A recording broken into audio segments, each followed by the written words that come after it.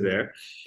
Yeah, this morning I mentioned this for this DCC, we have 10 key responsibilities. When you go through this responsibility, it is very important we develop a partnership, promote the collaboration in a regional and global scale. So that is very important. We identify the common interest among the different partners, and we can do something together. Now, as I mentioned in the morning, we have 3 DCOs and 7 DCCs here with a star, with a character star means for this DCC or DCO, they have a representative join our meeting here. So this time we are very happy to meet many friends from different DCC and DCO and different programs. That is a chance for us to chat what kind of things we can do together. And this is a program, so we are coordinating. We are coordinating primary attachment and secondary attachment. And with a star, character star, that means this program is represented in this conference. So we really have a lot of chance to think about, to gather together, to think about something. I just give you some initial ideas. The purpose of this presentation is try to inspire some discussion, how we can work together, and what is our common interest, and what we can do in the near future. So this is one thing I think we can further think about. In the past half a year or so, it's OOPC and CLAVA has some kind of a discussion. The Jing is so you can see the Jing in a left upper corner there. So Jing is help us set up this online meeting to have some brainstorming. So for OOPC and CLAVA, what is the most important big issues for these 2 organizations can work together? So we identify several aspects. Hendomani, it's happy we have many participants for this discussion here. So Hendomani also here, so you can see that. I think it's 2 topics are particularly interested for this DCC, OCC to further tackle. That is marine heat wave. We hear a lot of interest on this marine heat wave. And also the next topic is pan-tropic ocean observing system. I also mentioned a little bit on that. So I think for these 2 topics, OOPC and CLAVA will further discuss and try to focus on some actions we can work together, including in the next year Barcelona conference. Maybe we will have some joint event there to talk about this kind of possibility. But this DCC OCC is very happy to support such kind of emerging interest from different agencies, different programs. This is what pan-tropic observing system. The idea is coming from recently we have a decadal review on the different basins. For example, in the Indian Oceans, Camille is here, Julia, and many colleagues, Roxy, many colleagues are working on the Indus decadal review. Now they propose the next decade Indus plan, so they call it Indus 2. So I have a very good memory with the Indus because I worked for some time at the initial stage with the Indus. And also over the Pacific, we know it's now we are just finished the TPOS 2020 and make a transition to a implementation phase of a TPOS. So that means in the coming decades, the tropical Pacific Ocean also have a better sampled. And in Europe, they have a lot of in the CLAVA and Europe, we have a lot of discussion over the tropical Atlantic or even beyond the tropical Atlantic. But when you focus on the tropical ocean, we can understand now the tropical ocean is the most advanced observing system when you compare with other parts like a Southern Ocean, like a Northern Ocean, whatever. So for the goose, we really dream the goose come true one day. It's an integrated global full depth system. But I think it's at the near future, it's a goose still very, very ambitious. But goose dream may come true at some specific region. I think the most available region is a tropic ocean. We can over the tropics we can first, maybe it's the first time we can realize what Goose dream of, that is integrated observing system from surface to the bottom, and fit to purpose and connected to the society. So we can dream in a pan-tropics observing system. And another thing is I want to propose is I also mentioned have some discussion with the colleagues here. We are very happy for this DCC OCC working with Goose, particularly with DCO under this UN decade. So it's Emma mentioned. I think Emma will later will further elaborate, and Tammy will further elaborate with such kind of exemplars. So already they propose some exemplars.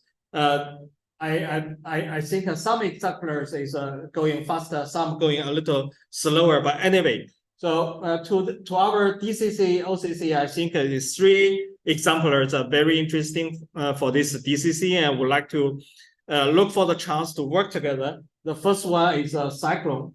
So it's in the Western Pacific, it's a lot of a cyclone. In the Ocean, a lot of a cyclone. And the US has a strong interest in Mexico, Gulf of Mexico, and the Caribbean in Atlantic Ocean. Yeah, I think this one is a very interesting topic. We can gather a lot of momentum.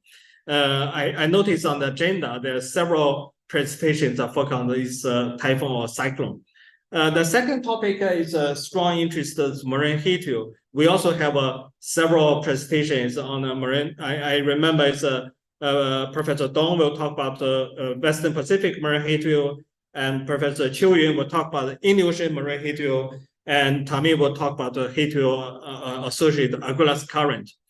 And also the boundary system. The boundary system is another interesting topic. So all these 3 topics we want to hear your suggestions, your interest. We can gather some momentum together.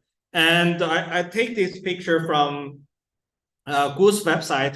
They are planning some pilot study or regional focus study. So I give some. If I can make some truths, it's a priority of Western Pacific, Indian Ocean, all the way to the other side, to the Agulhas current. So I can imagine in the next coming years, we can realize some actions over these common interest spots. And I give you one recent example, just this month. Just this month. We have a cyclone. Solar. This cyclone is early September 1st or 2nd, something. For this typhoon is across South China Sea. So we have some coordinate observation, which for the first time, we want to have some coordinate observation. You see this is on the left side is from Hong Kong government flying service. They have a plan. They can fly across the typhoon eye. So that is very, they are a lot of courage. And from CMA, they have a drone. They call the Petrel. This drone is not a smaller drone, not a toy. This is really a big drone. They can fly to 12,000 meter high. So in that sense, it's a upper troposphere. So they are flying the drone, and Hong Kong they are flying the plane. And at the same time, our research vessel is working nearby the Hainan Island. So we try to coordinate and share the data in a real time to each other. So this year is even not so successful as we are expected, but this is a very good time for us to coordinate our resources and targeting one interesting phenomenon. So in the future, I think we will follow this model in the South China Sea, in the Western Pacific.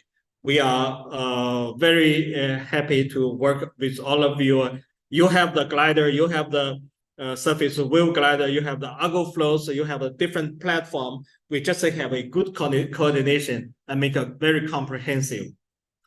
And yeah, so as I mentioned, we are trying to do this kind of a typhoon observation over South China Sea and also Western Pacific. I will say tomorrow is Shiana will talk about in a Caribbean in a Gulf of Mexico in Atlantic they are doing a similar thing. So we better to coordinate. We share the best practice, and also is I believe Tommy will talk about the boundary current system. So in a South China Sea we are working with also the we call Western boundary current in a South China Sea. So it's even in a Western boundary South China Sea, so they have a very strong current system. But compared with South Africa, you have a much stronger Agulhas current. So I think we share a lot of interest there. This kind of Agulhas current, crucial, and the western boundary of South China Sea. So they are the common interests that we can imagine.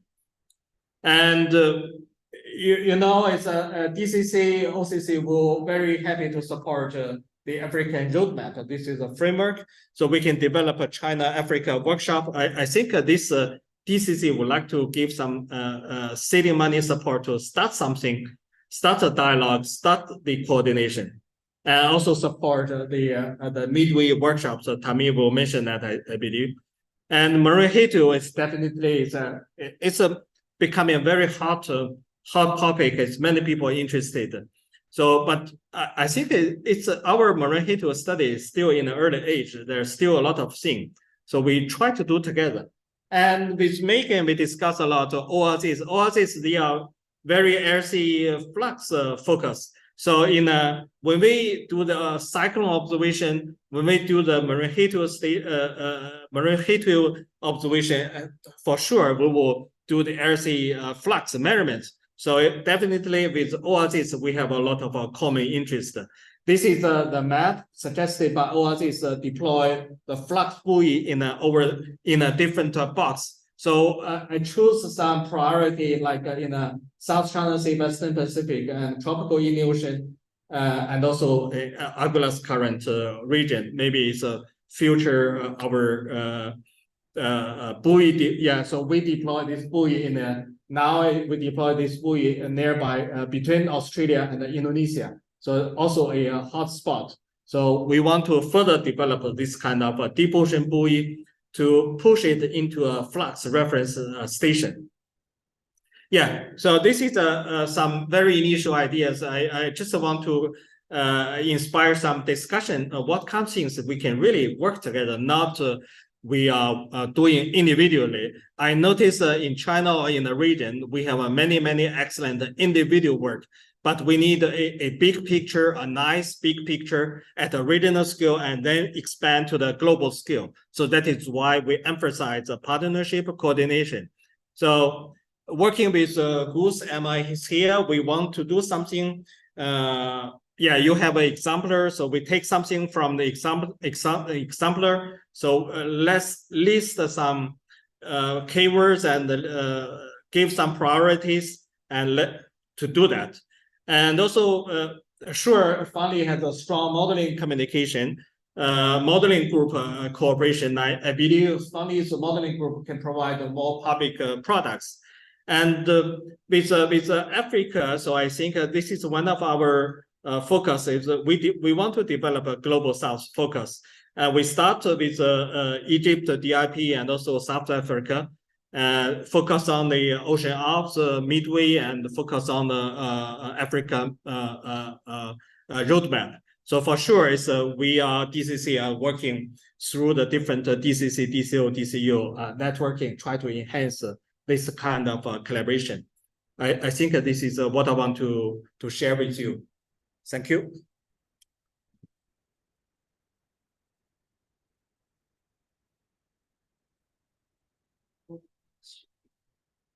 Yeah.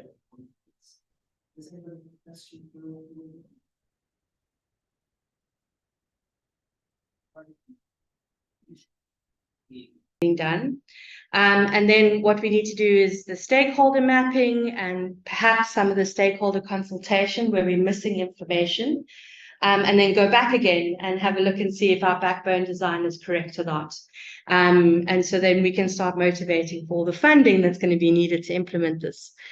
So what we're thinking of, this is our backbone design, and you'll appreciate it's you can see the Agulhas Current is actually a very messy place. There's mesoscale eddies all over the place, coming through the Mozambique Channel at the south of Madagascar, and then the ones that are shed off into the South Atlantic that drive the AMOC and all of that heat that goes out. So it's very mesoscale rich, and with climate change, it's going to become more mesoscale rich. So you'd have a lot more variability of the west boundary current itself.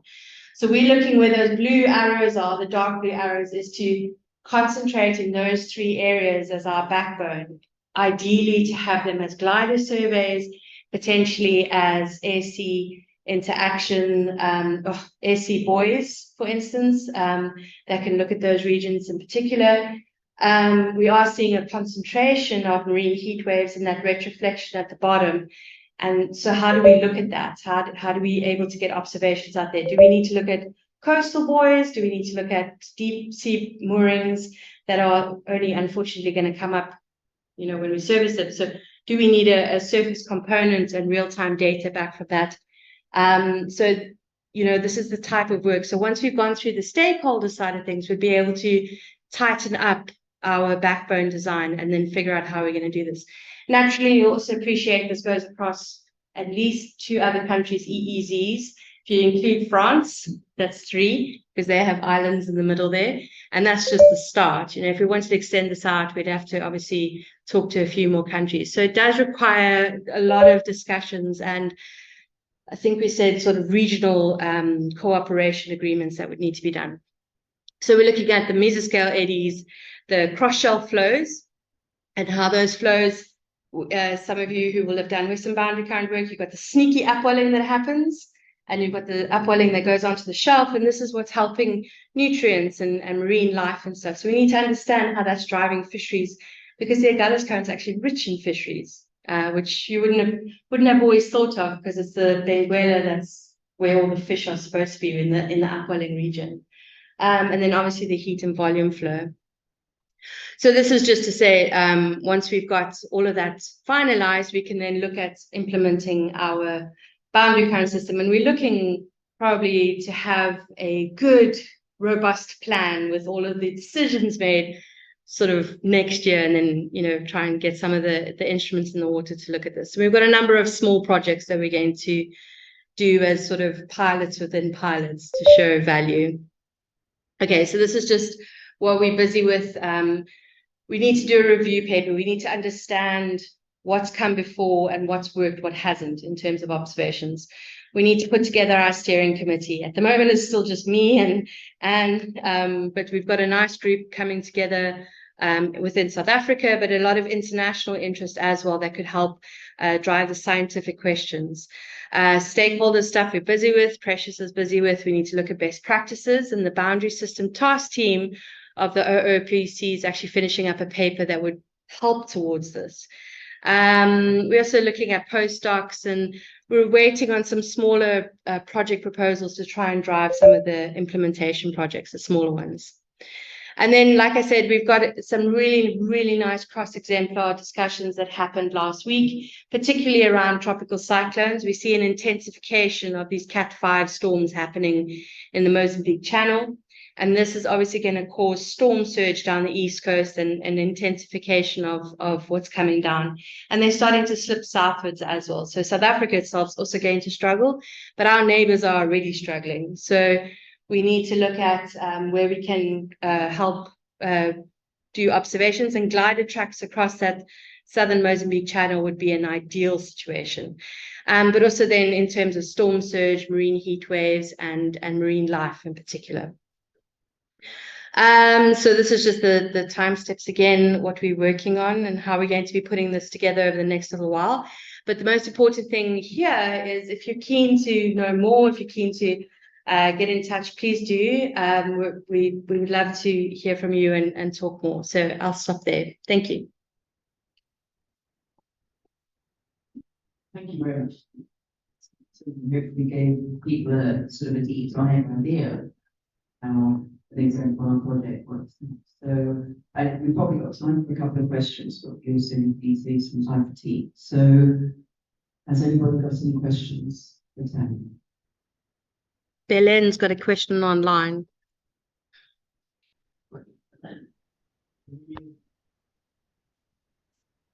Don't know. Can you hear me? No, we can't hear you yet. Stand by.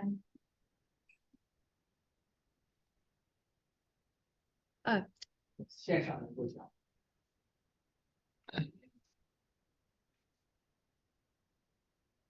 参加的那个。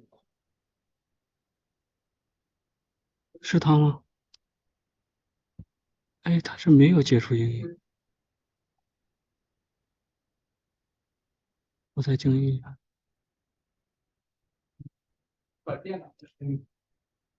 嗯，我给他解除静音，请求一下共享，我再共享一下试试。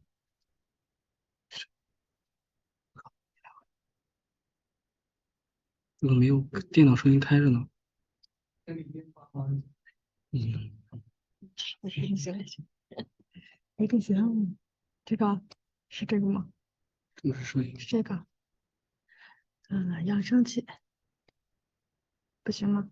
电脑声音打开了吗？为什么死掉了？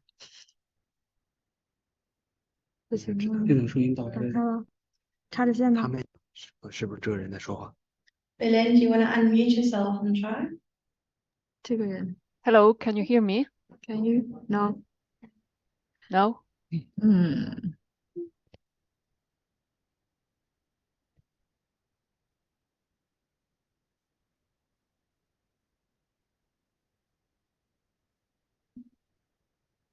是哪根线？你的接了这个扬声器行不行？ Well, we still trying to find technologies. 不行， Okay. 要不然把它拔掉呢？ Do we have a question? 再看一下。给音量，也给音量。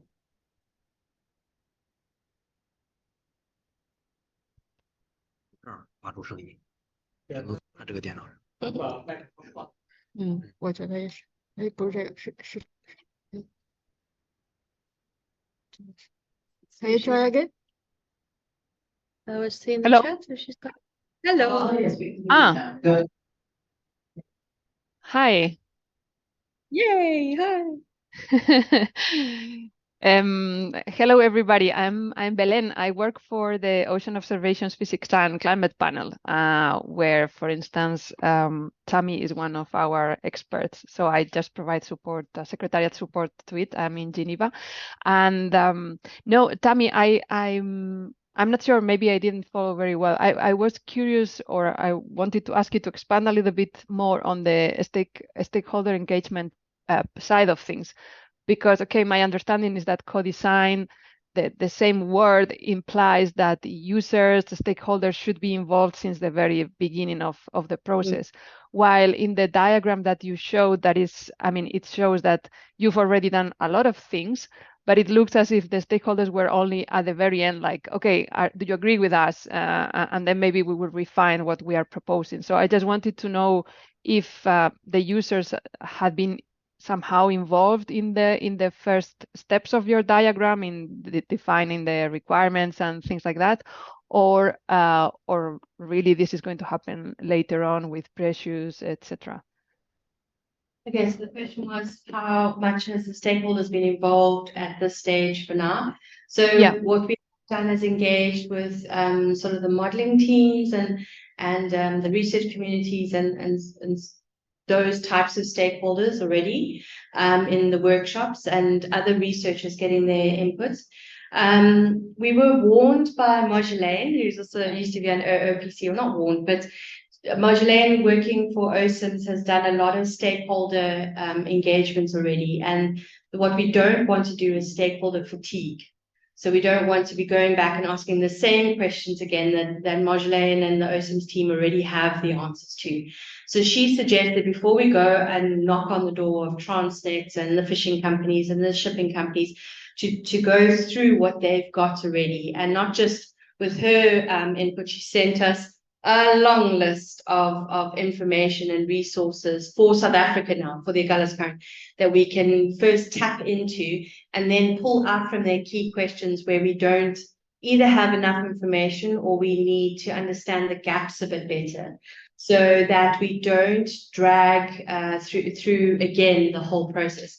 What I'm keen to do though is once we've done that, and Precious is busy with it at the moment, is then to go back to not just the big stakeholders, but then look at also the smaller groups, the indigenous knowledge that comes through, the fishing communities on the beach that are collecting in like fish right there and then, you know.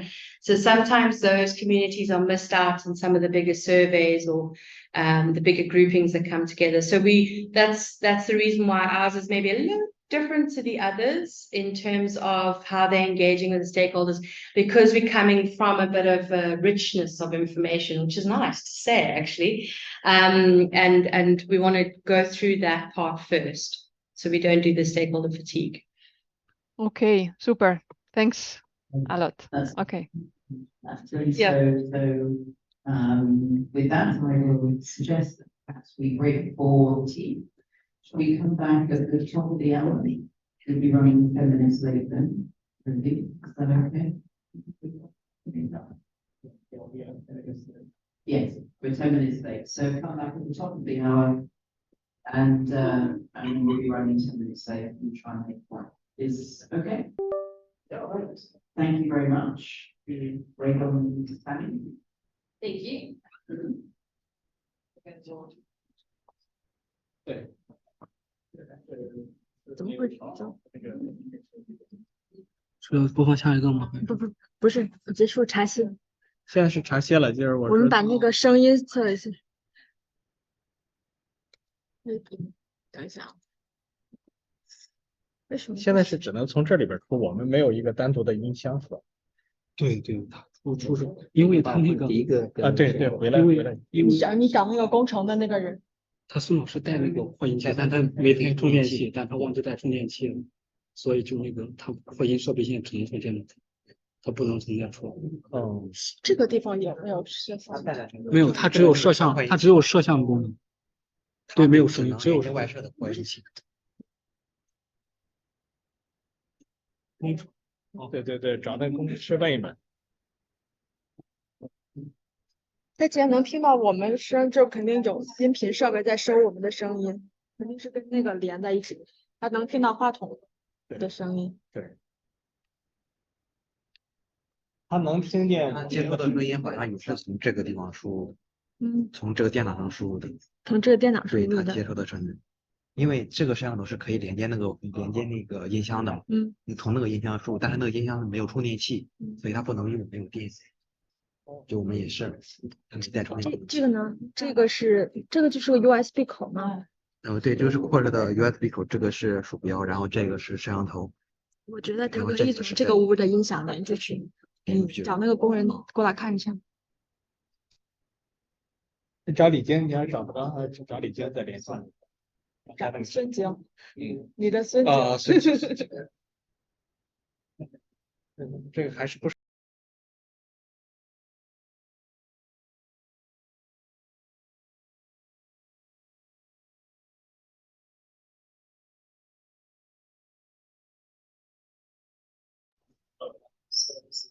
Hello, hello, hello, hello, hello.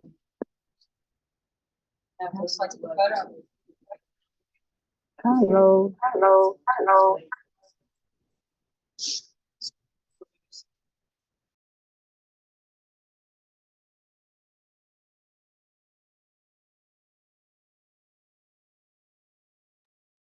Hello. Hello. Hello.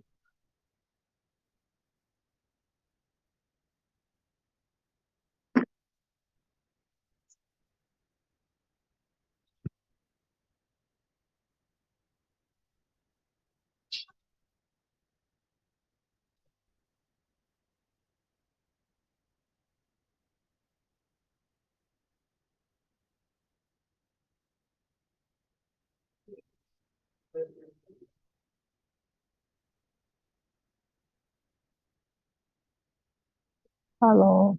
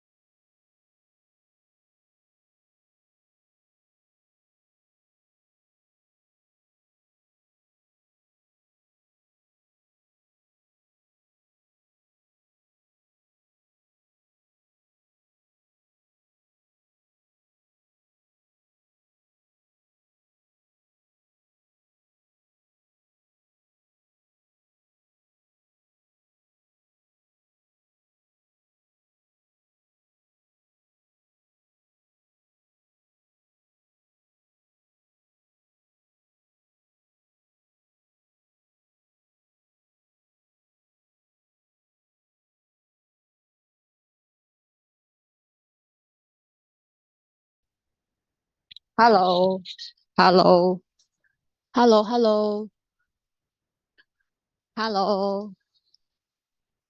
Hello。听得到吗？哎，可以了是吗？可以了吗？可以听到了吗？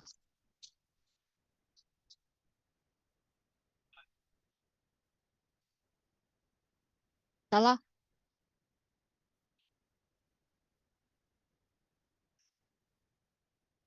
喂喂。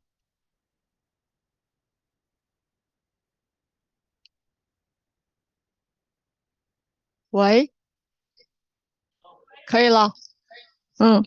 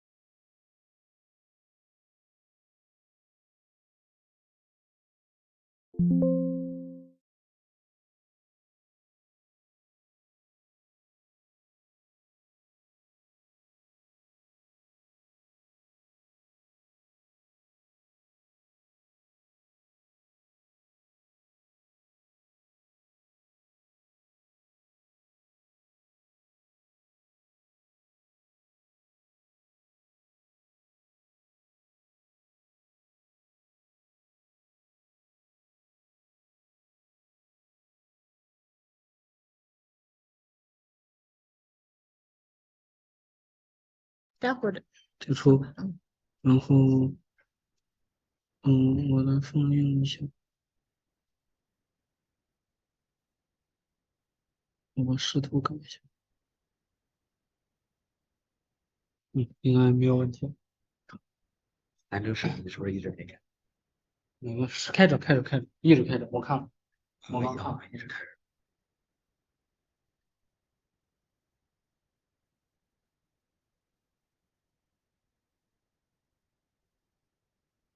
开了应该，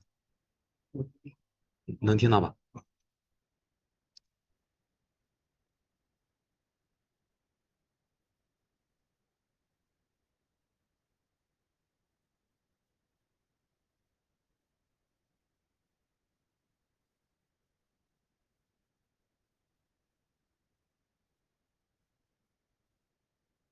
哦，它一会儿会自动。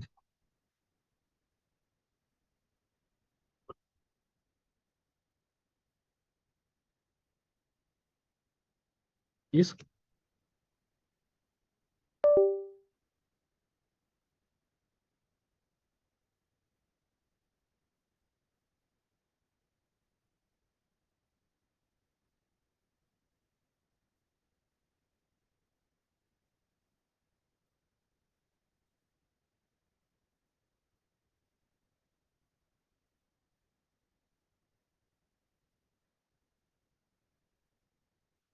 哦，好像要开一下。对，要开一下这个，要开这个才对，行。这肯定得要开的。对。叮。你这个是点这个。点了。不是这个吗？它要开一下，但是它开不起，你先把它取消。你先把停止共享。止共享。先把这个开开。还无法开启摄像头。哦，先选择一下，你在这选择一下这个摄像头试试。这个。试一下。这个是这个的。哎。再点。可以不能？可以吗？不是，这是电脑自己。对，不能选这个，要选这个。等。把线看看有没有虚掉。但是摄像头是黑的。它这个摄像头应该。咱们这是怎么是可以。是的，是可以。别着急。对，你再看看摄像头咋回事？有没有电？电是有。对，他睡觉了。这个线可以。你得拔一下，插一下。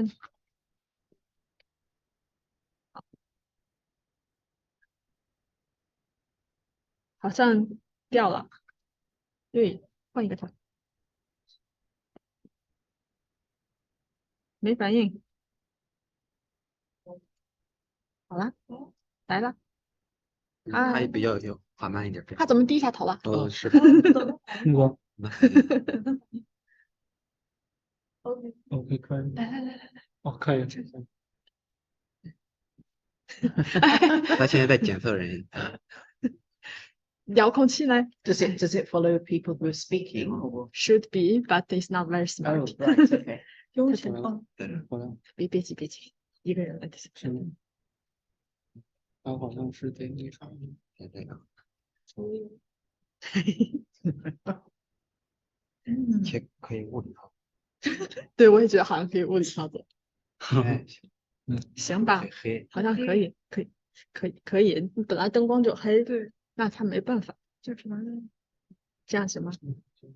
看一眼，啊，太就黑了。只能这样，只能这样没有光没有灯，对，怎么着？要不弄一灯？它灯的话，这个可能老效果就行，那就这么着，因为测试的时候是共享一下，然后怎么弄来着？你那个吧来，它共享是吗？哎，这在共享。你得先把 PPT 换成放映模式，不不用关不是点进去就行不。是在这儿，是这放映的是这个吗？对，啊，是这个能放映就可以。然后那个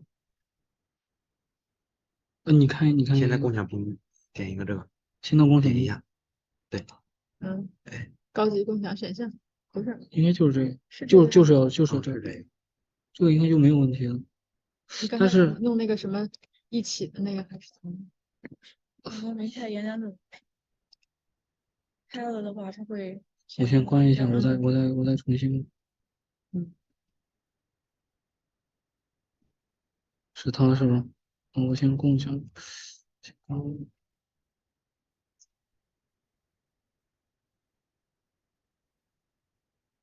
是它流程是吧？有气，然后好对 OK 然后可 OK，倒开了，弄上。哎，是能隐藏外面可以隐藏。点在更多里面，自己调整。那就这样，只能这样，应该是。可以，好像可以让应该能它那个点更多，是吗？隐藏，这是隐藏视频面板，隐藏浮动会议栏。是这哎，个对，是这个。耶，可以让它这个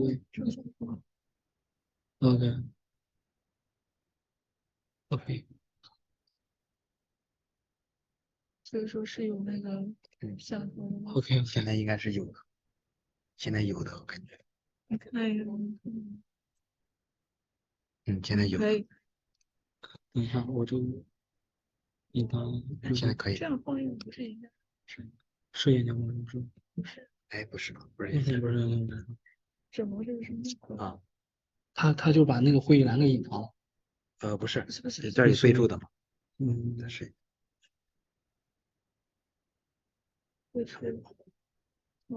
选择放映有个演讲模式。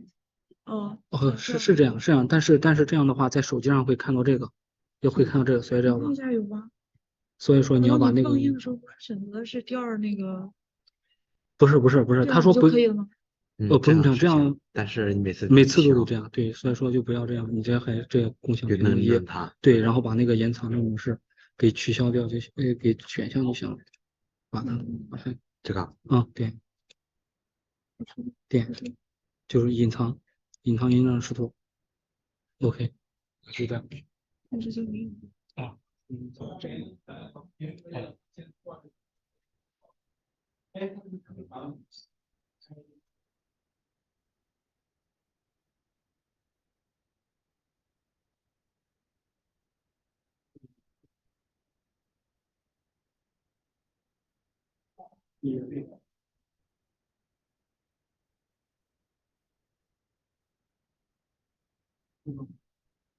Welcome back. 我肯定有一些感谢方董老师的，是这个吗？不是，是董老师，应该是这个，是，就是他。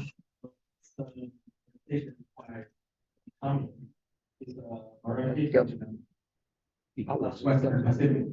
是，把那个推出来。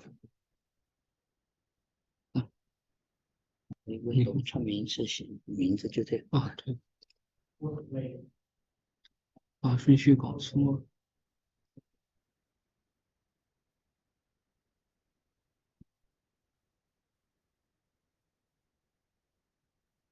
Good afternoon, everybody. So thanks to the Professor Wei Dongyu for the invitation to give the presentation.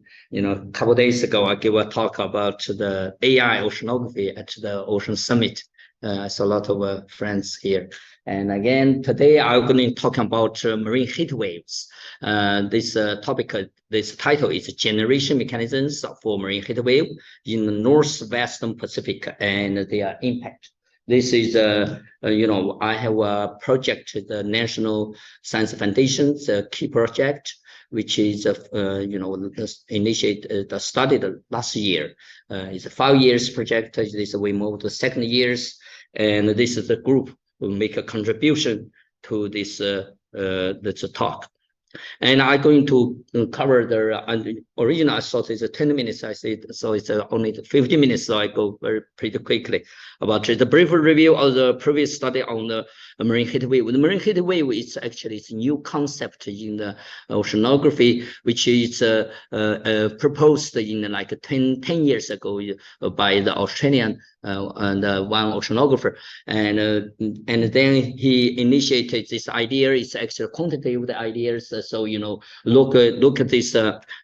He gave the like 90% the threshold for at least 5 consecutive days. The temperature exceed the 90% percentile. So that's you need to learn sometimes. And you know, just now I mentioned that long-term record of the temperature.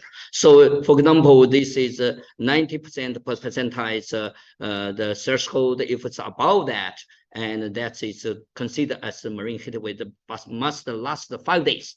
Of course, if you define different events, you can define like 10 days or 5 days. This is based on the definition. Also, you can choose the relative threshold, the green line show that you get the above this threshold. This also considered that's the marine heat waves. I just quick brief that. So this definition is proposed like 2012. So now it's on 10 years old for these marine heat waves. So that's received a lot of attention last decades.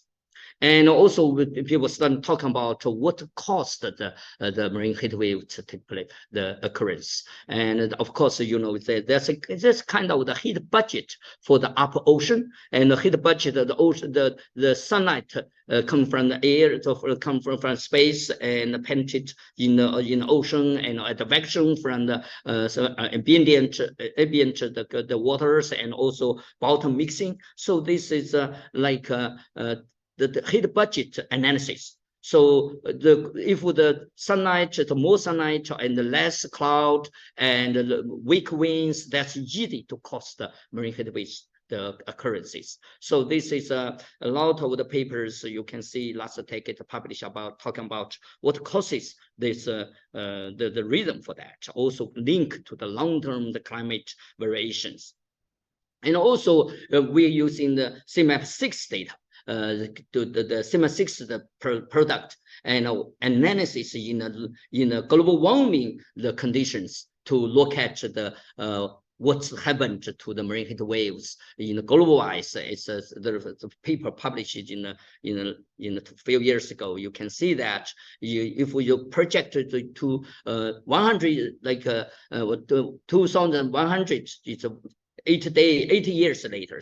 It's this question is if we're using the fixed threshold, you can see the every day is you know, global warming every day is the marine heat waves. So somebody suggests maybe you can define the relative the moving smooth that's a threshold. So it's a lot of discussion in the community about how to define the marine heat wave, how to we you know, if global warming 50 years later, this global sea surface temperature increased 2 degrees or 3 degrees, and according to that, according to now the like last 20 years, that's reference. That's 50 years later, it's the ocean is area, it's a marine heat wave. So we need to maybe find a new way to define the marine heat waves.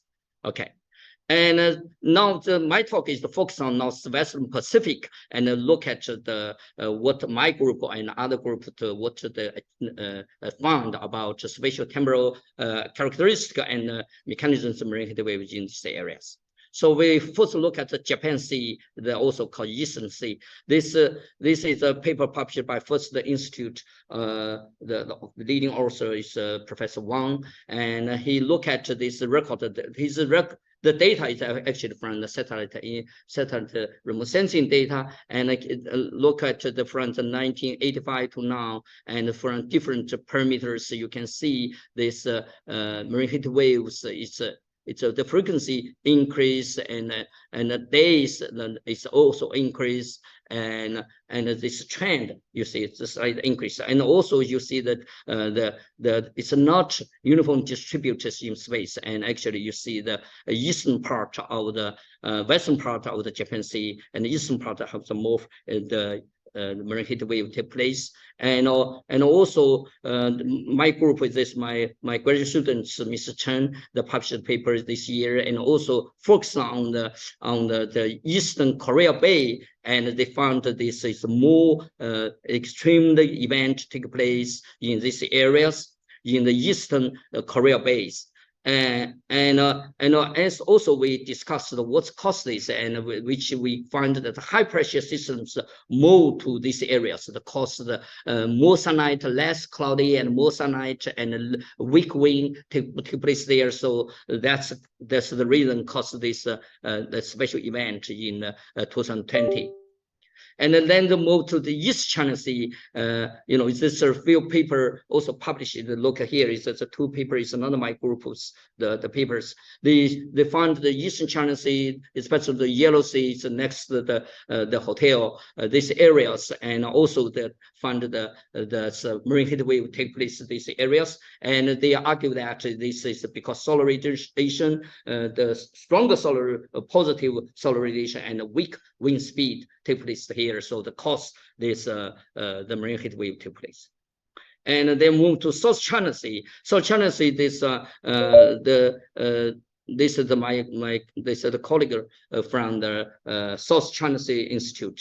They published a couple of papers about this area. So this is almost the center of the South China Sea. They found that these areas is have high frequency the marine heat wave take place. These areas are very special. These have there's two cyclone, one cyclone eddy and an anticyclone eddy. The two cyclone eddy in the north and one the south anticyclone in the south, and a jet from the Vietnamese coast all the way to the east, and they carry the cold water here. And when this jet become weak, that's carry less cold water to this area. That's cause the marine heat wave. So there's different mechanisms for what we have found in the East China Sea and Japan Sea. Okay, and this is the areas. So also we look at the marine heat days and the frequency, and also see the series in the increase, the trend increase. So look at the different cases, the data we depend on is remote sensing data. We don't have the local long-term record in situ, the temperature data, the measurement. And this is the argument. What's why the jet become weak? That link to atmosphere's physical processes take place there. Okay, these are the others. It's another the paper we published by with my graduate students. You published in this journal and STE journals last years, and look at the Beibu Gulf coast. And this is this areas is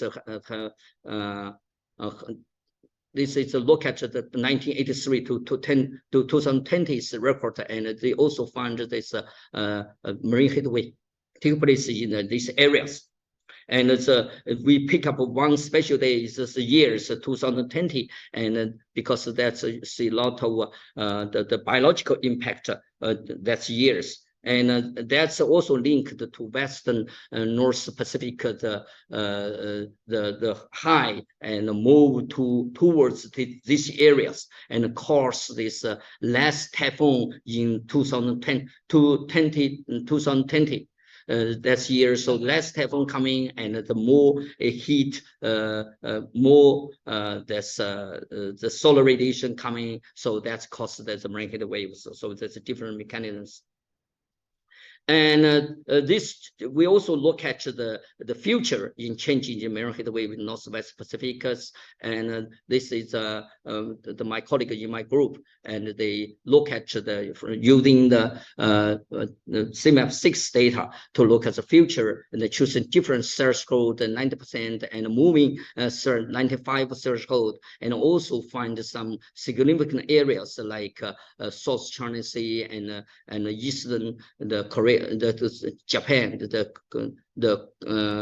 Korea, the crucial extension areas. Also, you can see that in future that you can see also the more the marine heat wave could take place. This is based on the model data. There's a prediction. And this is give the more information about the different threshold, because when you look into the future, because global warming, the temperature increase, the sea surface temperature increase. If you're using the historical the sea surface temperature to measure the future ST, that doesn't make sense. So we adopted the moving the threshold. Okay, the potential impacts of the marine ecological system. So look at here, and the threatening to the it's a lot of threatening. I think this is show the marine ranching. Now it's the coral reef in this area, in the tropical area, subtropical, the tropical areas, and it's the coral reef get damaged, the breaching and take place.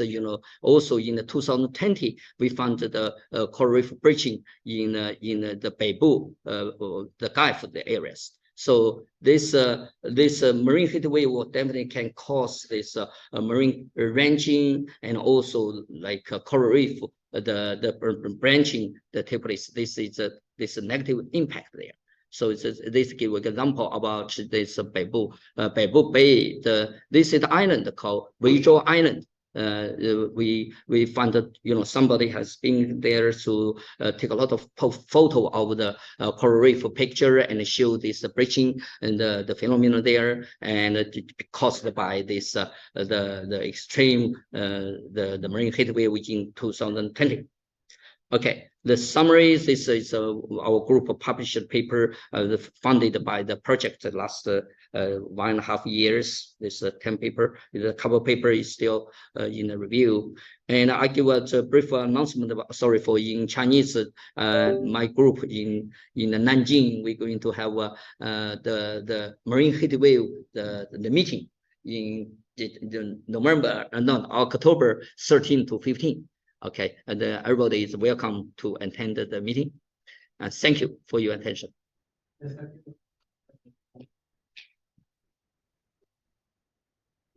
We can have a big.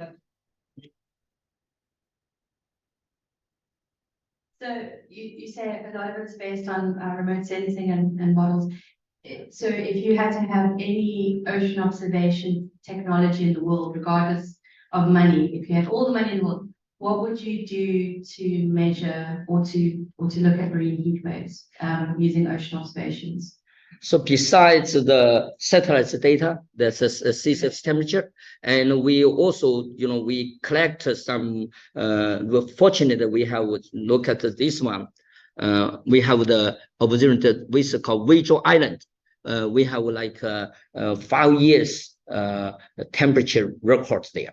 So we're using that. That's the deployment of this measurement is not for the monitoring the marine heat wave, but we just use the data. And I don't think we have so far we have some sole purpose for the monitoring marine heat waves measurement the system so far. Because it's a new the concept actually to the oceanography. So if the CCD, DCC, it can launch this. I think there's one group called Marine Heat Wave. Miss Jim told me there's a group subcommittee. Clever, yeah. So this marine heat wave, so maybe we can participate in that, you know, because we have the project support, this national project support. Yeah.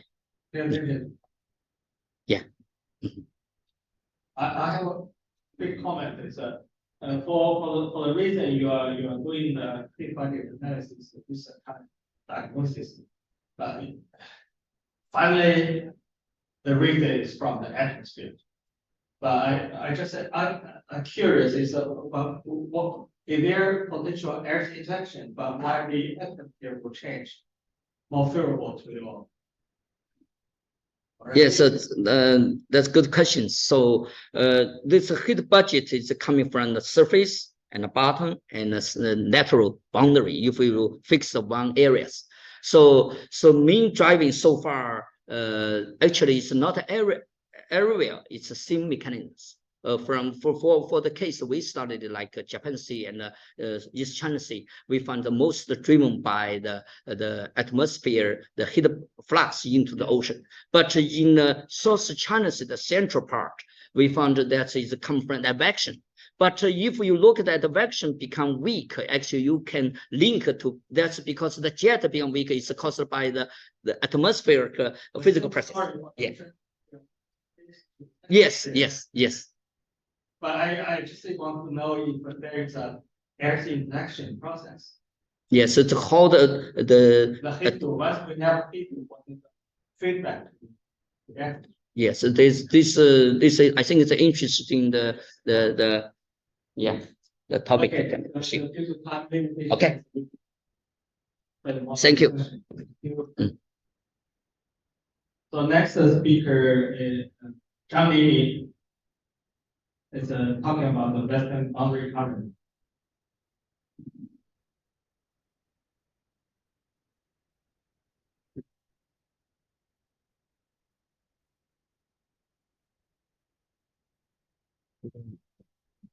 哎呦，你要用激光是吧？有，它可以，就是还会有这个分页。激光不能用。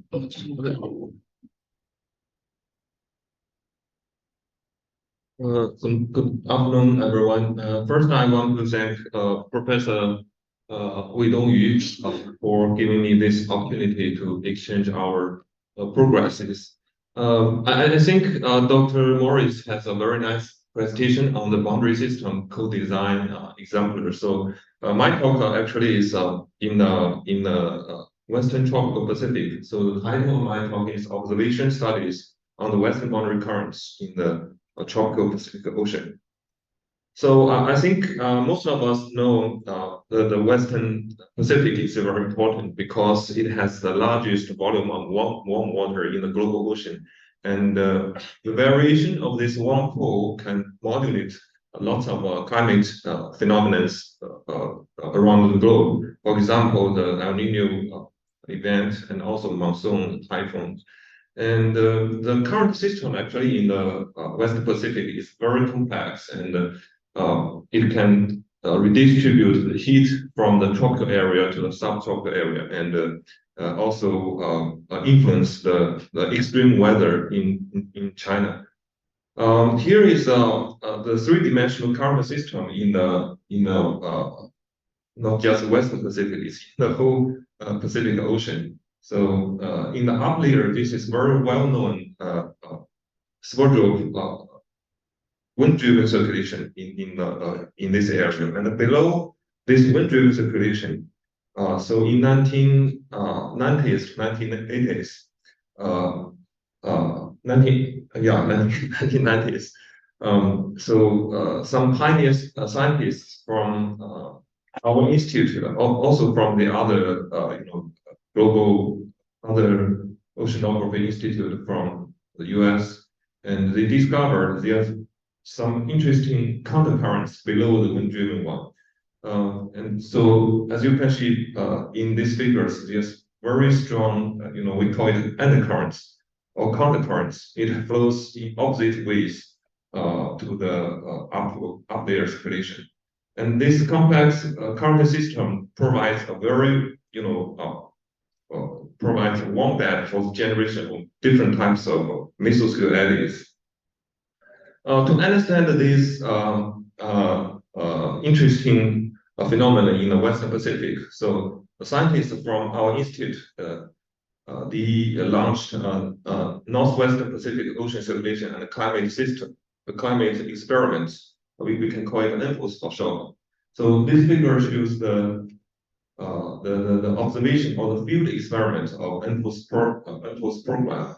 So the main objective of this project is to use using the mooring system. So as shown by the yellow dots here, and also CTD sections, we try to capture the structure, three-dimensional structure, and the variability of these currents with in situ observations.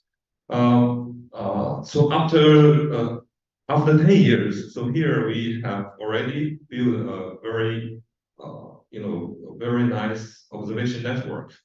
Most of them is subsurface moorings. It covers almost all the major currents in this area. We have 30 moorings now in the water, and this mooring array actually is completed in collaboration with some agencies from the Philippines, from South Korea, Indonesia, and Papua New Guinea. So the left figure shows the design of our subsurface mooring. It can capture almost the full depth, velocity, and temperature salinity in this area. And also we have cruises in the Western Pacific. So in the Western Boundary Current area, we do it since 2010. Almost every year we have one cruise through there. And in the Yap Trench area, so our cruises started since 2014 and also do it every year. So this mooring array and our cruises provided lots of data for our analysis. So this is just one example of our results. So as you can see, these moorings, it captures the velocity profile in the upper 1,000 meters, and we can see lots of countercurrents, and also what's more important is these currents exhibits very strong, very energetic intraseasonal variations, which is relative to the nonlinear polarity of the current system. If you look at the vertical mode of these intraseasonal variations, you will see in the northern part of the North Equatorial Current, it has the surface signal dominance. And the south of the North Equatorial Current, the subsurface signal dominates. So we suggest these two different types of intraseasonal variation actually is caused by different types of mesoscale eddies. But in the northern part, we call it surface eddies, and the south of them is subsurface or subsyncline eddies. Here, I just give you an example of our hydrographic observation in east of the Mindanao Island, and through the cruise in December 2017, it captures a very nice subsyncline eddy in this area, and this eddy is very deep. It can reach 2,000 meters. It has a lens-like structure, and it causes a very significant temperature and salinity anomalies in this area. And also we have ADCT measurements. And if you combine these two data, CTD and the low ADCT measurements, we can see the eddy here actually is an anticyclonic subsurface eddy, and the swirl velocity is about 20 centimeters per second. And we also investigated the sources and the dynamics of these subsurface eddies. So this one is from the numerical model. So there are two regions with active subsurface eddies. So one is east of the Philippine coast, another one is near the Mariana Trench. So we also tracked the trajectory of the eddies. So most of the eddies that can reach western coast or the Philippine coast actually comes from 130 east. Is most likely is locally generated, and because there's very strong subsyncline currents, so this horizontal shear of the currents undercurrents can induce these mesoscale eddies through barotropic instability. We also have observations north of the Papua New Guinea coast. So I just give a very brief introduction of our observations here. Our observations captured the seasonal and inter-annual variability of the North New Guinea coastal undercurrents, and it can, as you can see, the seasonal signal of the currents. Most of them comes from I think from the seasonal variation of the monsoon. It can reach a depth of about 800 meters, and also this figure captures the current anomalies, the velocity anomalies induced by the 2015 to 2016 extreme El Nino. Okay, so for the next step, so we want to continue our observations actually in the whole Pacific, but for myself, we just submitted a proposal to a SETSK2 project. It is endorsed in a few months ago. So the title is called Subsequent Eddies and Currents in the Crucial Area. This project is collaborated with director of IOCAS Anwar and also Cesar Illinois from University of the Philippines. So the region of this project is as shown by the red rectangle is east of the is in the western boundary contour area, we have already had some foundations in this area during the past 10 years, and in the next 5 to 10 years. So we want to continue these observations because our observations in the Philippine EEZ actually is stopped due to some MSR clearance issues in 2020. So we are still discuss with University of the Philippines. We try to restart these observations through international collaborations. And also we want to have some more mobile platform observations like Sea Glider or Argo floats. So the objective of this project is to build a long-term continuous observation network in the origin region of the Persian. And we try to address several scientific issues. For example, the first one is we observe a lot of mesoscale eddies. So we try to examine the interaction between these subsurface, especially subsequent currents and the eddies, and also the mass, heat, and salinity transport from these eddies and the currents, and also its relationship with sensors. And the data sets of this project also have the modelers to validate their simulation and improve their forecast prediction skills.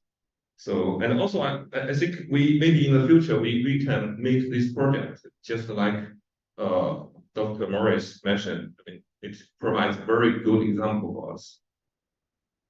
Okay, thank you very much.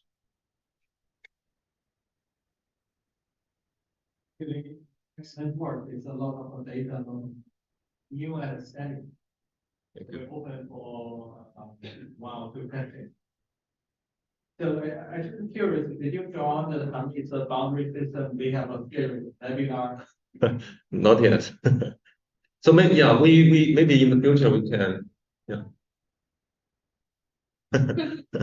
and also some colleagues from my institute, they are also interested in the ARGOLOS current system South Africa. Maybe in the future we can have some joint workshop. Yeah. Thank you.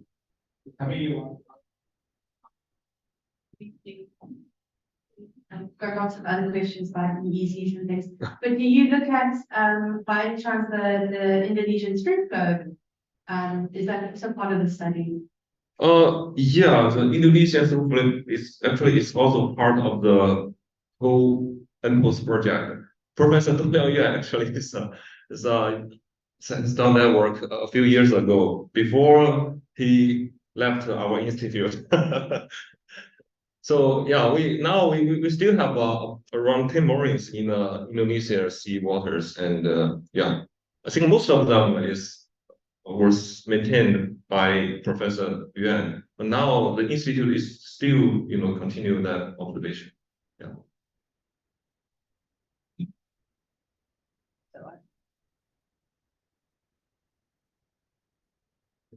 Just a quick question. So with this fantastic work in mind, like, I mean, we probably have lots of more physical oceanography questions, but in the kind of co-design sense, do you have some ideas of the impacts of the variability of that system when you're obviously tracking and trying to develop a sort of a deeper understanding? What will be learned along the way of how it interacts with weather? You mentioned this the big scale, and so is there also local impacts on fisheries and things like that that you're aware of? Yeah, I think so, because these observations has shown very complex interaction between mesoscale eddies and the current system, boundary current system, and I think it has lots of significant impact on the oceanic environment, with the temperature, and further affect the fisheries. Yeah. Yeah, I think Amazon point is try to make it multidisciplinary study, not only physical geography to our human physical geography. Yeah. Particularly for Philippines, if you want to work together with Philippines, so that is very important. So you must have common interest. So in Philippines, they are biologists, they are fishery scientists. So only you have more common interest. Yeah. They are ready to work together. Otherwise, easy is always not easy to tackle. Yeah. Right? Yeah. Thank you for the comments. Yeah. Actually, for our course, there's some biography scientists and also geology scientists. They can join the course, but it's still separated. We need to combine this together. I still remember with Indonesia, so they every time they must add impacts on the fishery. Otherwise, this product could not be approved. Okay. Thank you. Okay. The Philippines, I think they are particularly interested in the fishery in this area. If they should be interested in fishery, they should be interested in the South China Sea on the other side. So that's a problem. So the common interest we have been very hard to try to find the common interest. You have to look. No, I know. Okay. Thank you. Thank you. The next speaker is Qiu Yun, who will talk about the Indian Ocean history in Bay of Bengal.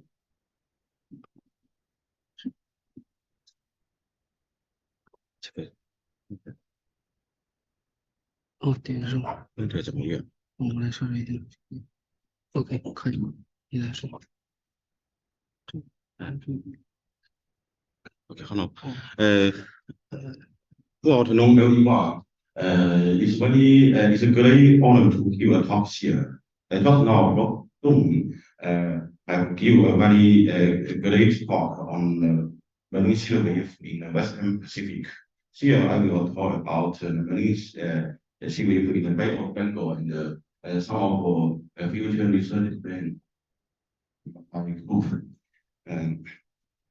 This is an outline of my talk. First thing I will begin with a very brief review of the marine sea wave study in the Bay, and then present our progress, and finally we will show future research results and plans.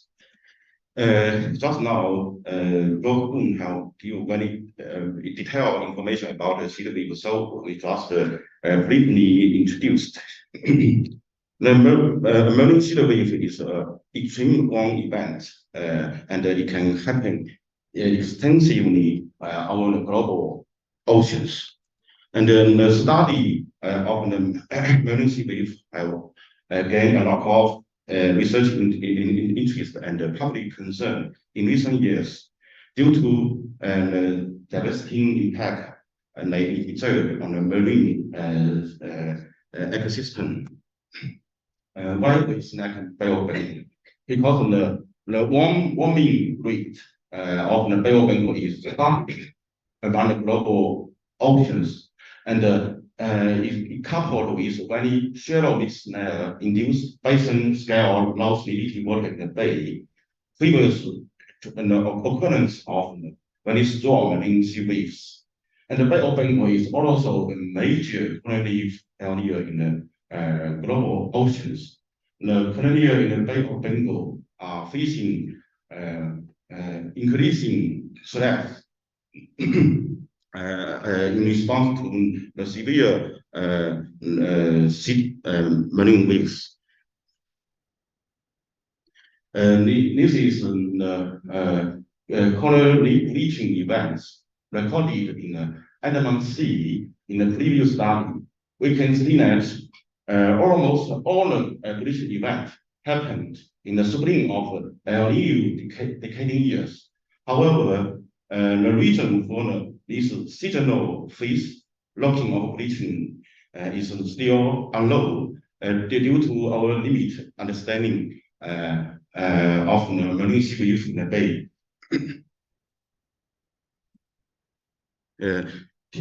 Here now, only very small number of research is conducted to understand the features and the physical drivers of the marine sea waves in the bay. This includes the summary trend and the interannual ability of marine sea waves and the influence of summer monsoon and the tropic cyclone on the marine sea waves. It's therefore imperative to improve our understanding on this poor understanding marine sea waves in the bay, particularly in terms of their seasonality and the regionality characteristics of marine sea waves.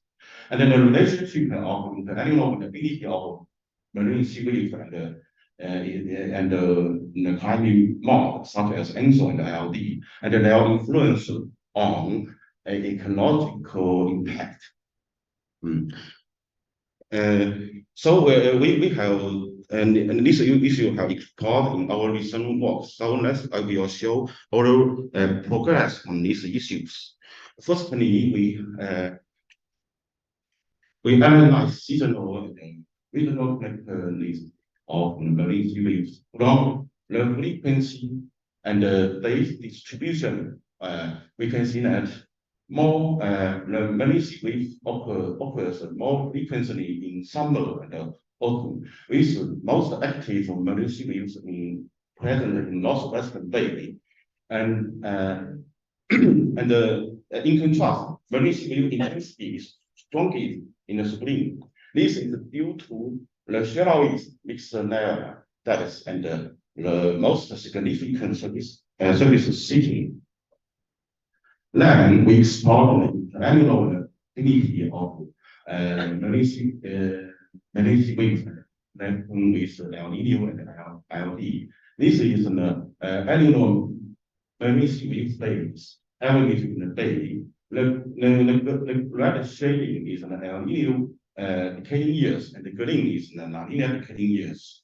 It's evident that most of El Nino decaying years, 8 out of 13 years, marine sea wave days increase. And then from the regression of the seasonal marine days onto the Nino 3.4 index, we can see that the significant El Nino influence are present in the southern bay in the winter of is developing years, and registered into the spring and the following spring, with about 100% increase in of the marine sea wave phase in winter and 80% increase in spring. Similar, but when weak influence appears in the is observed in the preceding summer in the Central Bay. Why wasn't that?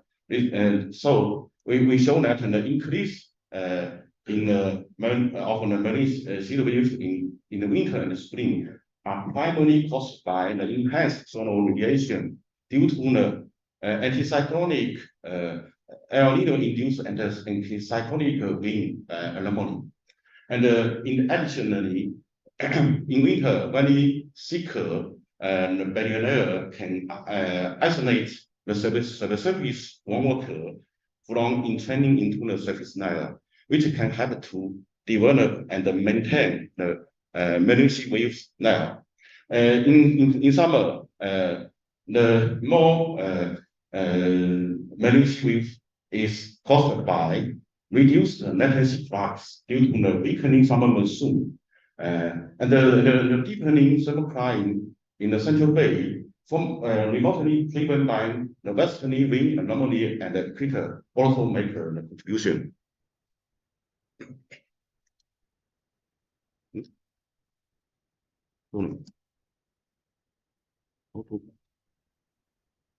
Why? Right here.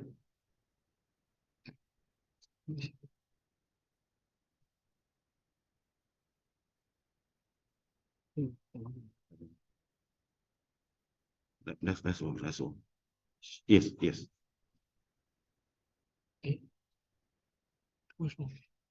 That's all. Okay. Hold on. In contrast, and the influence of ILD is not weaker. We can see that the significant influence of ILD is only observed in all over the Central Bay and the coastal region of the Myanmar. And why the increase of the Belarusian wave during positive ILD are very caused by the enhanced short wave radiation into the phenomena and anticyclone associated with ILD. And anticyclone induced the deepened thermocline over the southwest also favor the development of Belarusian waves. We can see under the enhanced Belarusian wave induced by the El Nino and the positive ILD we mentioned above. So the colony bleaching of the base increasing. So this is showing example from our recent observation. We have carried out the drawing survey and the Innovati coast here, and this will show some photos about our preparation for diving and the survey process and the 3D snap precipitation with very enriched colony. And colony bleaching is observed for the first time in Innovati coast. The average living colony coverage is only 15% across these survey sites. And we also see the clear influence of an oceanic strength. As we can see, the fish net and the large amount of sediment was found covering the dead colony. And in addition, the severe stress associated with extreme ILD, we can see the decreasing weeks is the strongest since 1985, and persists for about 5 months across our survey period. So in this storm, Belarusian is closely related with the bleaching event. Next, come to the future research of our plans. Till now, our understanding on the Belarusian of Bay of Bengal is still in its infancy. When it complicated forcing in synoptic and seasonal, interannual, and decadal time scale, such as the tropical cyclone, Mediterranean oscillation, monsoon, ILD, and ANSO, making the local marine sea wave very complex and difficult to predict. In addition, despite the devastating ecological impact of marine sea waves along the sea surface, very few studies attempt to investigate the surface temperature extreme. Therefore, the substantial cooperation in the Bay of Bengal is needed, including coastal and ocean survey and study Through such cooperation, we expect to gain a better understanding and a strong capacity of the malignancy wave monitoring and prediction. In this December, we plan to deploy a buoy in Kamisai coastal location to monitor the malignancy waves and its ecological impact through the cooperation with Miyata University of Myanmar. Lastly, this is the reference list of our recent work for sure. So I stop here. Thank you for your attention. Thank you. Excellent work. I'm sure it's a very complex mechanism and phenomenon associated. Yeah. So we open for Tong Liang. Usually during IoT or ASO years, we downward count with emitting from the eastern boundary would cause the Bay of Bengal to have SST anomaly. And I didn't see you talk about that. So how that works, how that betweens. Oh yes. From this thinker,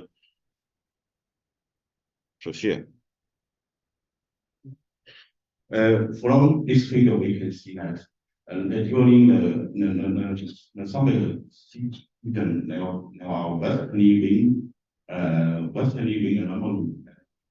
This westerly can trigger the unveiling of the coil wave, the propagation in the bay, and the increase in the positive scenario, and then this can contribute to warming up layer, so can contribute to the development of the malignancy waves. But the communication of the rules await further study. Thank you. Yeah. More question? Yeah, I have a comment. It's I agree with you. You have a very good explanation, but I draw your attention to in a El Nino decay year, Bay of Bengal monsoon always delayed. So I think that this is the most direct effect for this magnitude, because when you look at the SRT, it's a monsoon onset, pre-monsoon onset, the SRT peak. In a normal year, so once the monsoon onset, the SRT will drop. But if you have a delayed monsoon onset, that means a very high SRT will persist in there for extreme long time. It dramatically increase the thermal pressure. So that caused the correlation. So I suggest you pay some attention on this kind of. Vivian had a paper on GIL talking about El Nino decay year. The monsoon in Bay of Bengal is significantly delayed. As you mentioned, most of the extreme magnitude follow the El Nino. Okay, very good section. Thank you. It's a comment. Okay, so we move to the next speaker. So Chen Shuangming will talk about the ORCs.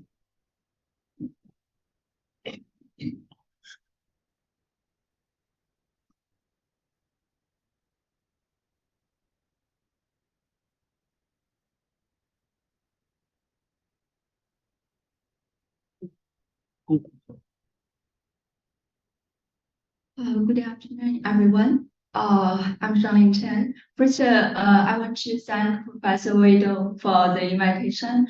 It's really my great honor to be here to introduce OASIS to all of you. OASIS stands for the Observing Air Sea Interaction Strategy. It's an industrial UN Ocean Decade program approved in 2021. And the co-chairs of OASIS include Megan Purdy from NOAA, Krista Marandino from GEOMA, and Seth Flood from the University of Gothenburg. Unfortunately, all of them, they can't come to join the event. I'm the focal point of this OASIS, and I'm from the Second Institute of Oceanography. As I said, my background is on the ocean color remote sensing, particularly on the air sea CO2 fluxes and the ocean carbon cycling. So the general idea of OASIS is to develop a practical and integrated approach for the air sea interaction observations to improve the Earth system forecast, the CO2 uptake assessment, and the invaluable surface ocean information for the decision makers. So the idea of OASIS was initially from the Oceanops 19, a once per decade conference to build a community vision on ocean observation in the next 10 years. So in terms of the CO2 flux, a CO2 network was envisioned, a CO2 network of the in situ CO2 flux observing platform was envisioned by the carbon community. So here's a figure shows that surface PCO2 measurements from ship or mooring in the past 60 decades. The observation was studied since 1957. As you can see, even after 6 decades of effort, there's still lots of areas we have no data collected. And if you look at any 1 year, you will have many more data gaps in other regions of the globe. So with the vision of this CO2 network, it's kind of a promising, we can fill these data gaps. On the other hand, for the surface net heat flux, right now, most of the measurements was taken from the around 22 station moorings. It's called ocean size. And we envision a global network of around 500 to 1,000 drifting or mobile platforms and more reference stations with super size in these expanded or the boxed regions to have more observations on the surface net heat flux. So with this, for each 10 by 10 degree Celsius cells, there will be around 1 to 3 platforms available, to measure the surface net heat flux.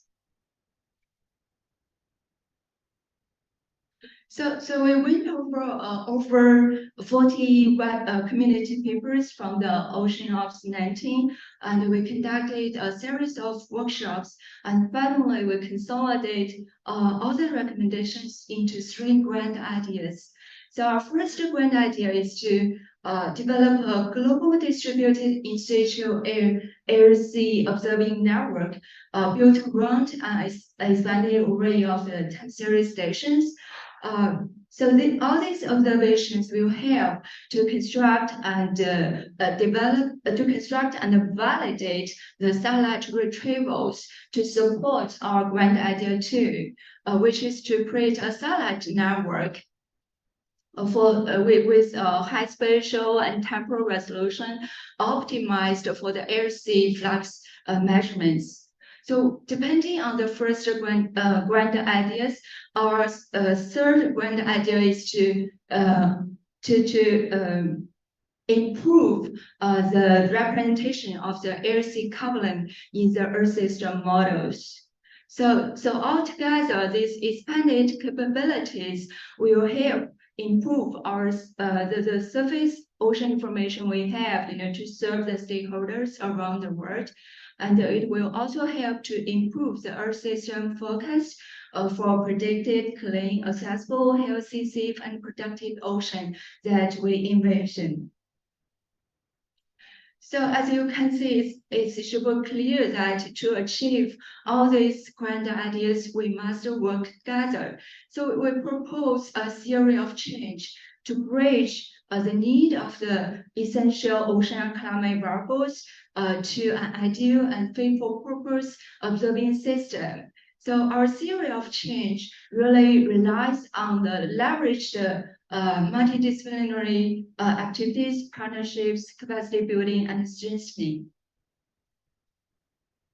So our first grant idea expanded the observing network.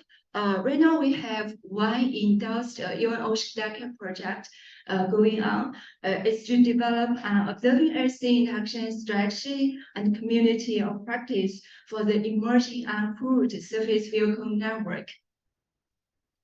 I think it's endorsed last year. So for this project, now we have formed a monthly OASIS webinar series for developing a community of practice for the emerging USV network. And for our grant idea 2, the satellite network is still under development. And now we are proposing a town hall meeting for the Ocean Sense meeting in 2024. The topic will be on the emerging opportunities for air-sea flags from space. So if you are planning to this Ocean Sense meeting next year, please come to join us.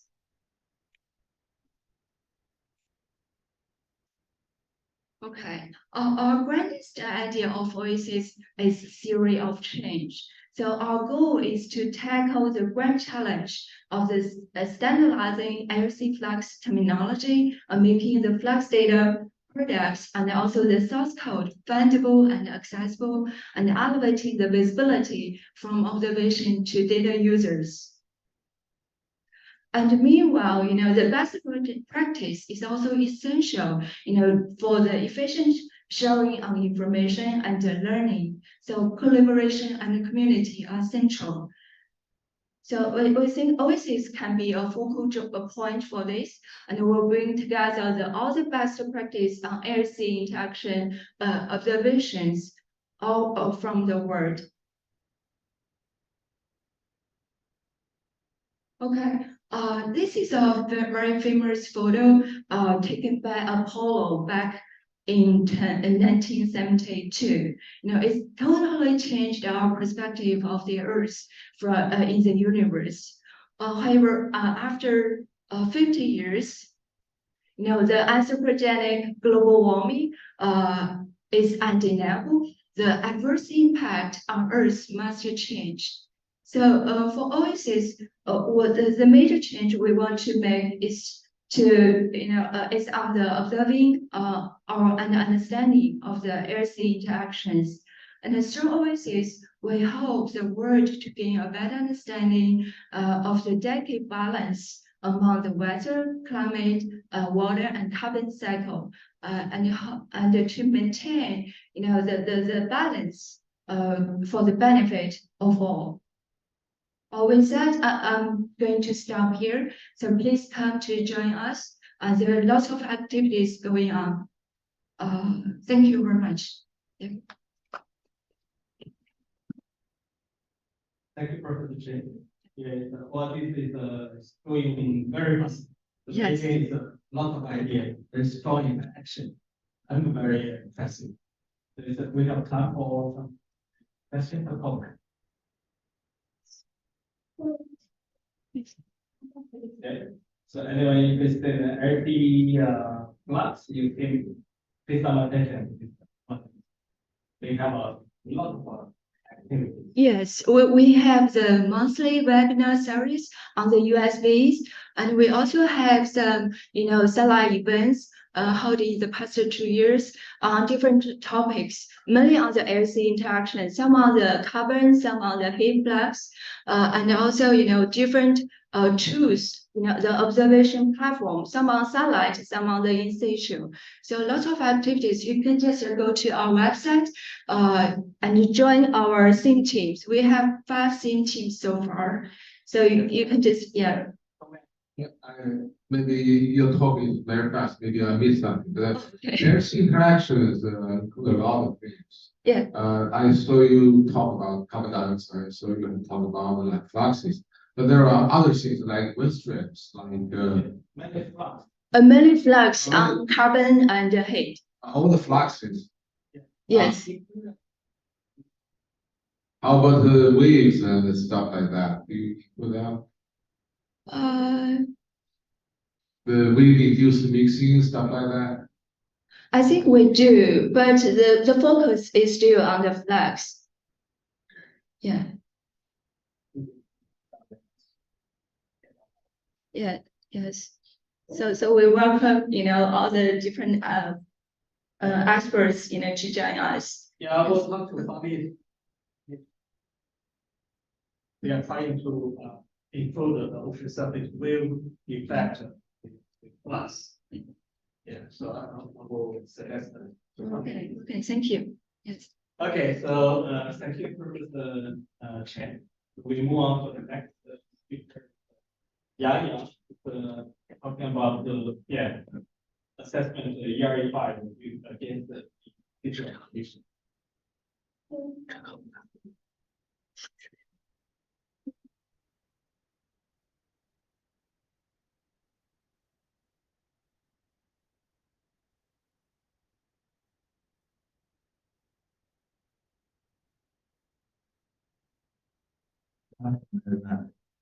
This report was originally supposed to be delivered by Dr. Liu Lin, but unfortunately, due to something urgent, he is not available to be here. So I will speak on his behalf.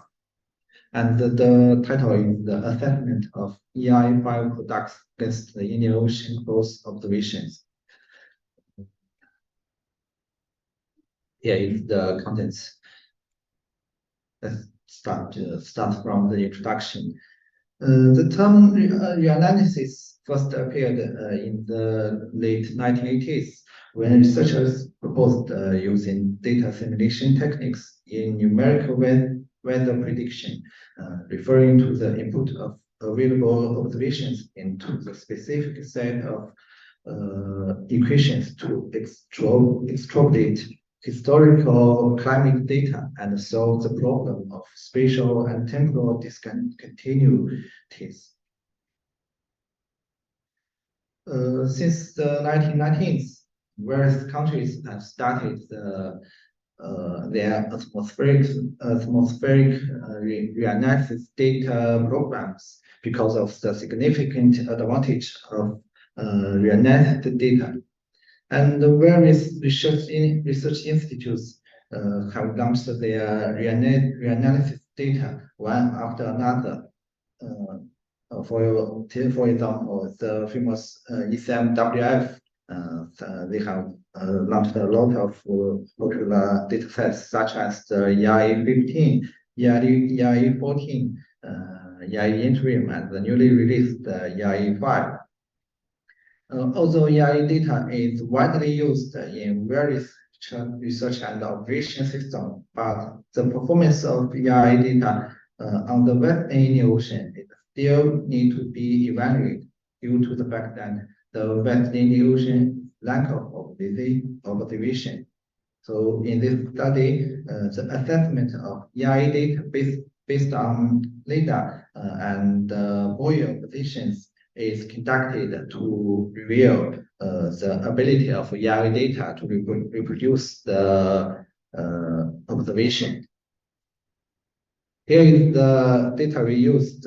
For the ERE5 prior data is used for the comparison of LiDAR observation, and the others are used for the buoy observation. Let's come to the LiDAR observation. In the winter of 2021, our institute conducted a comprehensive survey in the tropical Indian Ocean. The maps show the cross tracks, and the vessel is equipped with the Wind 3D 10K with 3D 10K Doppler wind LiDAR. Here after CDL for short. And this CDLs can absorb the wind parameters during the cross over the open sea region, and the technical parameters of the CDL are listed in the table. During the cross, atmospheric radiosondes were also deployed to validate the CDL measurements. We can see from the up figures that despite the discrepancies, wind data from both methods are highly consistent. That's confirming that CDL wind profiles are reliable in describing the feature of level jets in the lower boundary layer. Also, we compared the CDL observations with the EIA5 data, and we find that it is easy to find that there is a significant discrepancy between the observation and the EIA data, especially in the solar wind.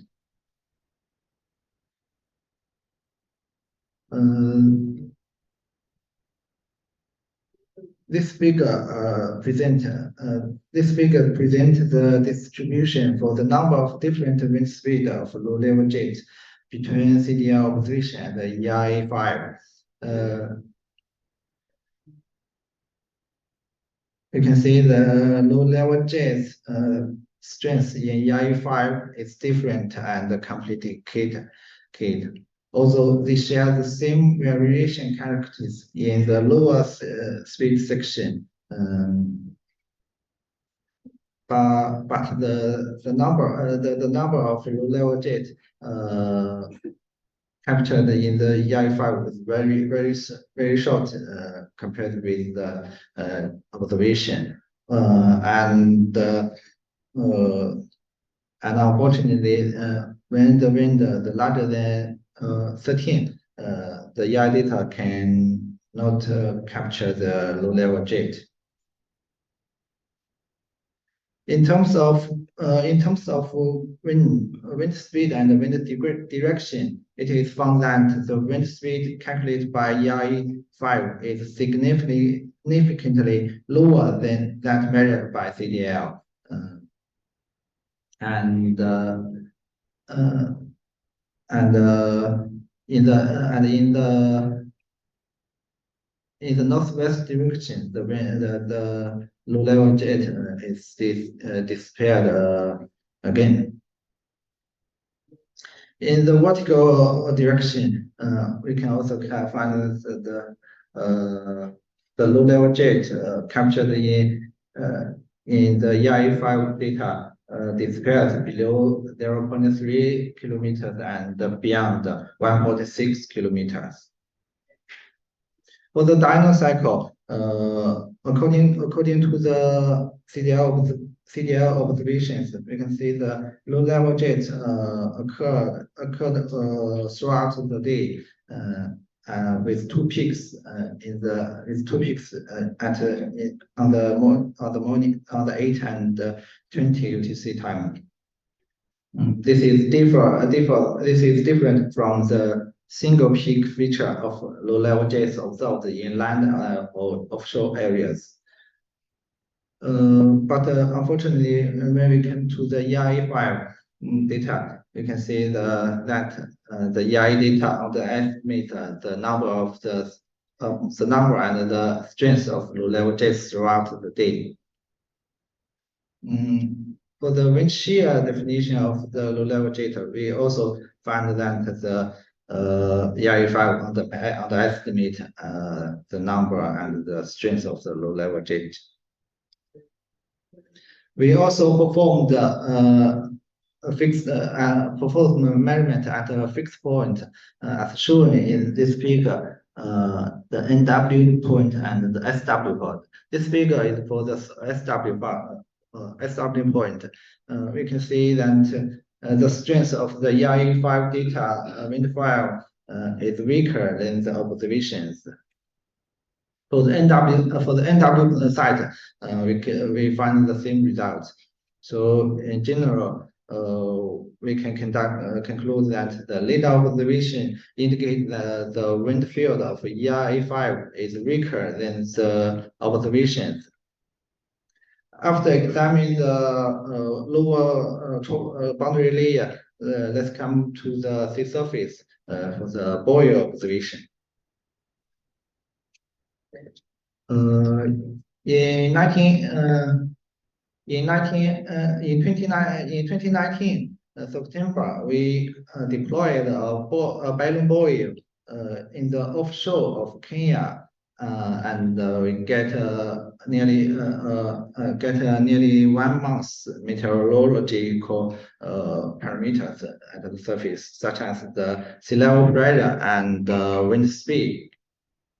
Now we will compare the sea level pressure and speed with the EIA with other realized data. From the time series, we can easily find that the GG55 shows a significant system bias for underestimating the observations.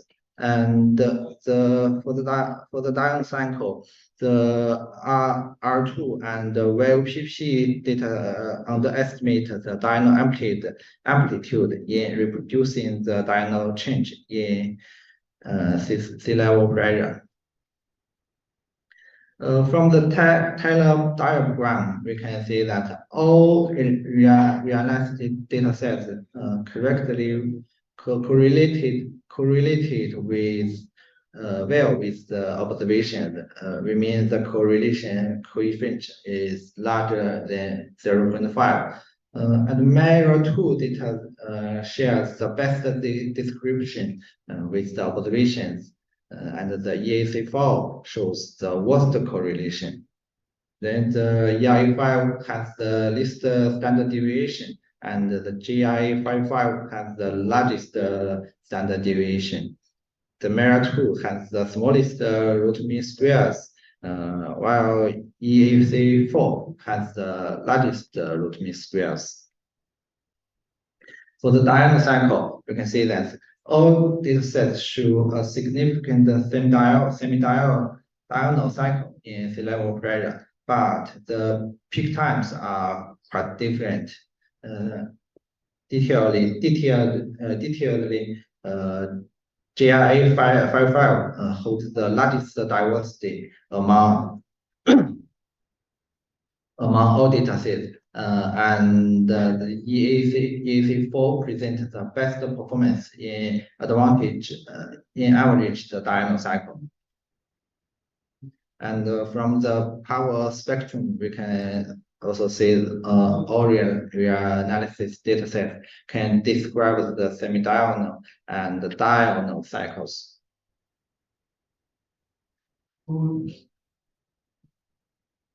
Then next we come to the wind. From the time series, we can see that the meridional wind had a larger amplitude than the zonal wind during the study period. And R2 presents a significant departure from the observation in both U wind and V wind. All data sets underestimate the strength of the V wind during the study period, especially after September 10th. The Taylor diagram shows that all reanalysis data sets fail to reproduce the statistical features of the observation, especially for the V wind. Here we mean the correlation coefficient is less than 0.45. For U wind, R2 shows a poor correlation with the observation, and for V wind, the Mirror 2 shows a poor correlation with the observations. For the diurnal variation, we can see that all reanalysis data set and the observations expose apparent diurnal cycle in the surface wind. But the EIA5 single and the EIA5 pressure present weaker amplitude than the observations. And the Mirror 2 presents relatively poor performance in producing the observations. from the power spectrum, we can see that all realistic data can accurately describe the Dyson cycle for the surface wind. But the ERU5 single, ERU5 pressure, and the MERA2 also show peak periods of 0.2 and 0.25 days, which may be false. Here is another example to emphasize the institute observations in the data simulation. In the early of 2022, we also deploy a buoy in the Western Indian Ocean. And this is the comparison of wind speed, U wind and V wind among the reanalysis data. From this figure, we can say that almost all reanalysis data sets can reproduce these changes successfully, although they deviate significantly from the observation in Lunar and Meridionals. The red figure shows 30 to 90 day band pass filtered OIR. We can see that the buoy position is controlled by a weak convective center, convective pieces during February 7 to February 21. According to the MGO series, the low-level wind also always exhibit westerlies. And the model use the realistic data set use the numerical simulations maybe can produce larger westerlies that can induce westerlies in the reanalysis data. But in our observations, we can see that it's a weak easterlies.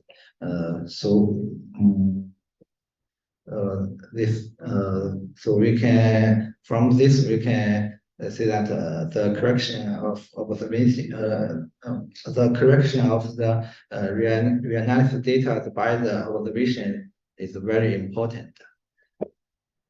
So here is a short summaries. That's all. Thanks.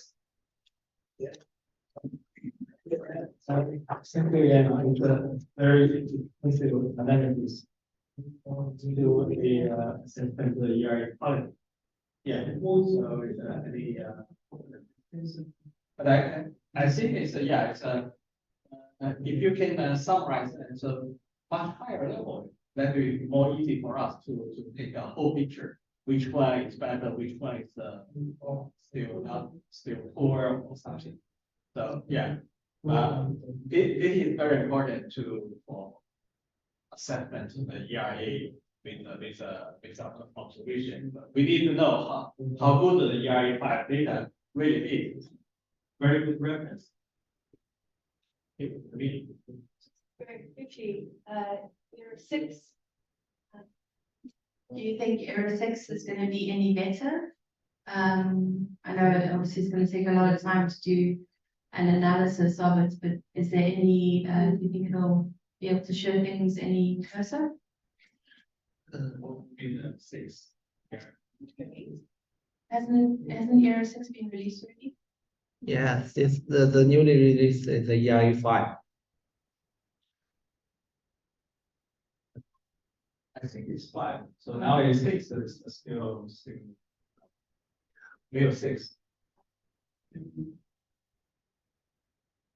It's a curious date the ERA entry And now it's interim. So maybe it's good to say it's a ERA5 pair is interim. It's controlled or not. Yeah. But you have a kind of back. Yeah. Look at it. I think a kind of a video. Yeah, a lot of information. Which one is the ERA interim? Sorry, there's no EIA interim, just the EIA5 single and the EIA5 graduate. Interim also. We know it's interim. Yeah. Thanks. Okay. Okay. Yeah, if no more, thanks. Yeah. I think the next will be I will give the presentation talking about sometimes say or larger scale of fitting fitting.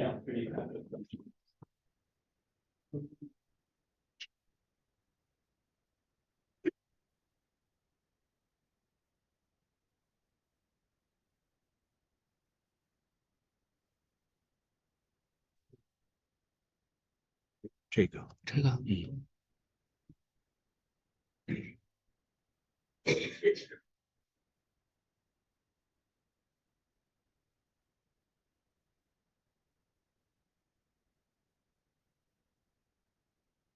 ，Okay, so this is my second presentation, so a little more scientific. So it's I would like to share with you some kind of initial discussion in China. So we want to propose something like a South China Sea monsoon or even bigger scale Asian, Australian, African monsoon. So I give two boxes. The smaller box is a South China Sea monsoon experiment. If we are more ambitious and we can get funded, we can go further to have a big box. So the upper panel is SLT and the lower panel is precipitation.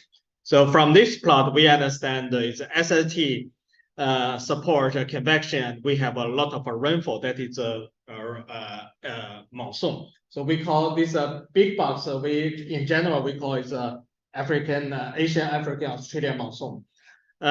This means the ocean atmosphere is very dynamic over this Indo-Pacific Wampu region.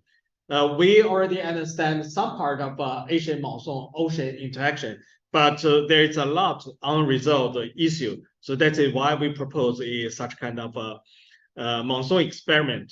So for monsoon, it's I believe you understand well. It's at the global scale. We have a global monsoon, but when you look at one by one, the African, Asian, Australian monsoon is a strongest component across the globe. So the lower panel is a monsoon circulation. So you can say the monsoon circulation over Indo-Pacific region is much stronger compared with other monsoon components. So that is why and also consider we have a huge population living around this monsoon area. So that is why the monsoon study in China or in Asia is very, very important. In China, we have a South China Sea monsoon in the end of our last century. So at that time that is 1997. So on the US, they have a letter to report the South China Sea monsoon. And this is the cruise design that is more than 20 years ago. But nowadays we have a new capacity, including the satellite, including the in situ, including the USB. So in nowadays we have everything. 20 days is changed a lot scientifically and technically. So that's why we propose is to look at the monsoon ocean again.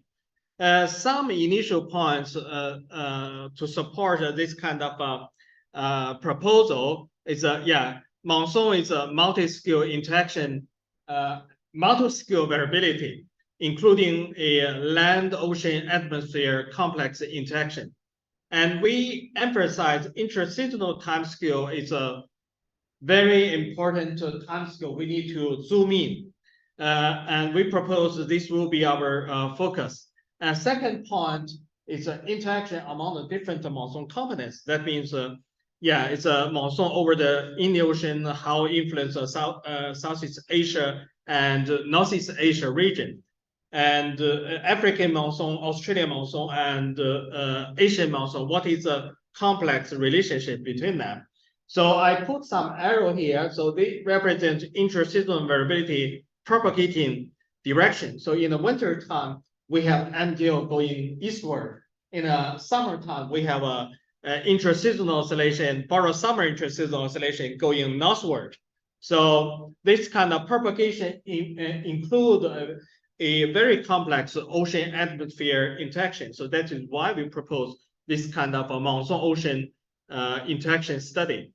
I give several examples. The first one is when we look at the monsoon rainfall, so the interseasonal scale rainfall occupy the total rainfall variability 30%. So in that sense, if you make a prediction from weather to climate for the Asian monsoon, Australian monsoon, African monsoon, so you could not ignore interseasonal variability because it's occupied 1/3. Yeah, left panel is from observation. From observation, we know it's 1/3 is coming from ISO. But how well our model can capture ISO signal? So on the right panel, it's a recent, I think it's SEMIP6.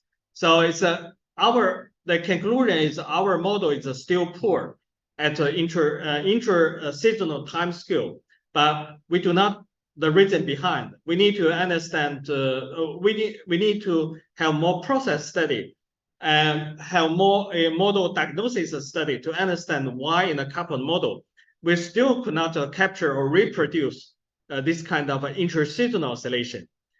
And why interseasonal oscillation is so important, I give you several examples. One, interseasonal oscillation is very critical for monsoon onset. We understand for monsoon seasonal cycle, the onset is a very important time, a very important time because it's realize a transition between a dry and a wet, and reversal of the wind. When we look at the different monsoon component onset, in a left corner is a Bay of Bengal monsoon onset. So it's very clear. The SLT is a precondition, and then we have the intraseasonal oscillation trigger the monsoon onset. So most of the monsoon onset is triggered by this kind of intraseasonal oscillation. This is Bay of Bengal. And when we look at the Australian monsoon, it's the same thing. Australian monsoon is always triggered by the first Madden-Julian oscillation. And when we look at South China Sea monsoon onset is somewhat complex because it was influenced by two directions. One in biweekly oscillation from Western Pacific, and the other is intraseasonal oscillation from the tropical Indian Ocean. But anyway, all these monsoon component here, their onset is associated with intraseasonal oscillation. So without a good performance of intraseasonal oscillation in the model, you could not give a good prediction of a monsoon onset. But we know in our region, monsoon onset prediction is a high value for our society. And another example, we talked about the typhoon cyclone exemplar, but I give you an example for the Bay of Bengal. So Bay of Bengal has a very unique cyclone behavior. They have a double peak. It's different with other basin. So Northern Indian Ocean has a double peak of a cyclone, but other basin has only one peak. The reason behind is modulated by the monsoon. And when you look at the historical super cyclone over Bay of Bengal, so historically we have a totally 7 super cyclone indicated by the green dots here. Among these 7 super cyclone, 5 occurs during the convection phase of the monsoon onset triggering interseasonal oscillation. So in that sense, this super cyclone always associated, always modulated by the intraseasonal oscillation. This is the example in the Bay of Bengal. If you look at Western Pacific, it's the same thing. So in that sense, a super cyclone, if you want to improve your forecast for super cyclone, you need your model have a good ISO performance. But nowadays, this is our weak point of our coupled model. Another scientific concern is previously we don't understand the upper ocean atmosphere interaction. I mean the upper ocean is the upper mixed layer. So previously we only give an SRT. SRT represents the ocean and interact with the atmosphere. But in fact, the mixed layer process is very important. Upper ocean process is very important. Only recently with the high resolution vertical profile buoy, we can resolve the mixed layer process. On the left panel is we can see the diurnal cycle. It's very clear for the mixed layer, and deeper propagating of energy and the momentum. And right panel is our buoy deployed to measure the Australian monsoon onset. You can say it's Australian monsoon intraseasonal oscillations coupled together totally with a mixed layer depth and also with a mixed layer temperature anomaly. So the mixed layer, once the mixed layer is warming up, it preconditions the next convection phase of MJO. So in that sense, we need to understand this upper ocean, high resolution upper ocean, at least the mixed layer, to couple together with the atmosphere. So this is a high resolution observation, the value of this kind of a high resolution observation. And why do we need this kind of a vertically high resolution? Because when we look at the global rainfall, we understand that our Asian monsoon receive a lot of rainfall. So E-P is a lot of freshwater input into the ocean. And lower panel is sea surface salinity. So it's a very low salinity. At a global scale, you can say this is from a satellite SSS. So our monsoon region is a very fresh region. So in that sense, the stratification of the ocean is very strong. It's very important that coupled together with the monsoon cycle, it play a role in the air-sea interaction. So that is why in this region, we do need a vertically very high resolution, resolve the mixed layer process. And to support this kind of experiment design, in the last 2021, we have a pilot South monsoon study. So this is a cruise for our pilot study. We get some idea. So we are using this pilot study to guide our large-scale design. And also, as some colleague already mentioned, Qiuyin already mentioned, in China, we have some cruise in Bay of Bengal. So you can see that the left one, I think, is from, this is from Qiuyin's cruise. And this is from, some from South China Sea Institute of Oceanography, some from FIO, some from Second Institute of Oceanography. So we different group has a different cruise in a Bay of Bengal. So we need better coordination to target some critical processes such as monsoon intraseasonal oscillation, monsoon ocean interaction, monsoon onset process. We also look at the Western Pacific. We have some initial ideas how to do the cruise design in the Western Pacific. And in the Western Pacific, we try to capture this kind of intraseasonal oscillation propagating from Western Pacific all the way to South China Sea and then go to the land. So everything happened on the ocean finally will loading on the land, will influence our society. So that is the value of our study. And we can leverage this kind of a new experiment with a lot of ongoing process. So one example is TPOS. TPOS in the Western Pacific, recently Western Pacific, we have the DIN array. So it's a big enhancement on the Western Pacific. And we have a induced tool.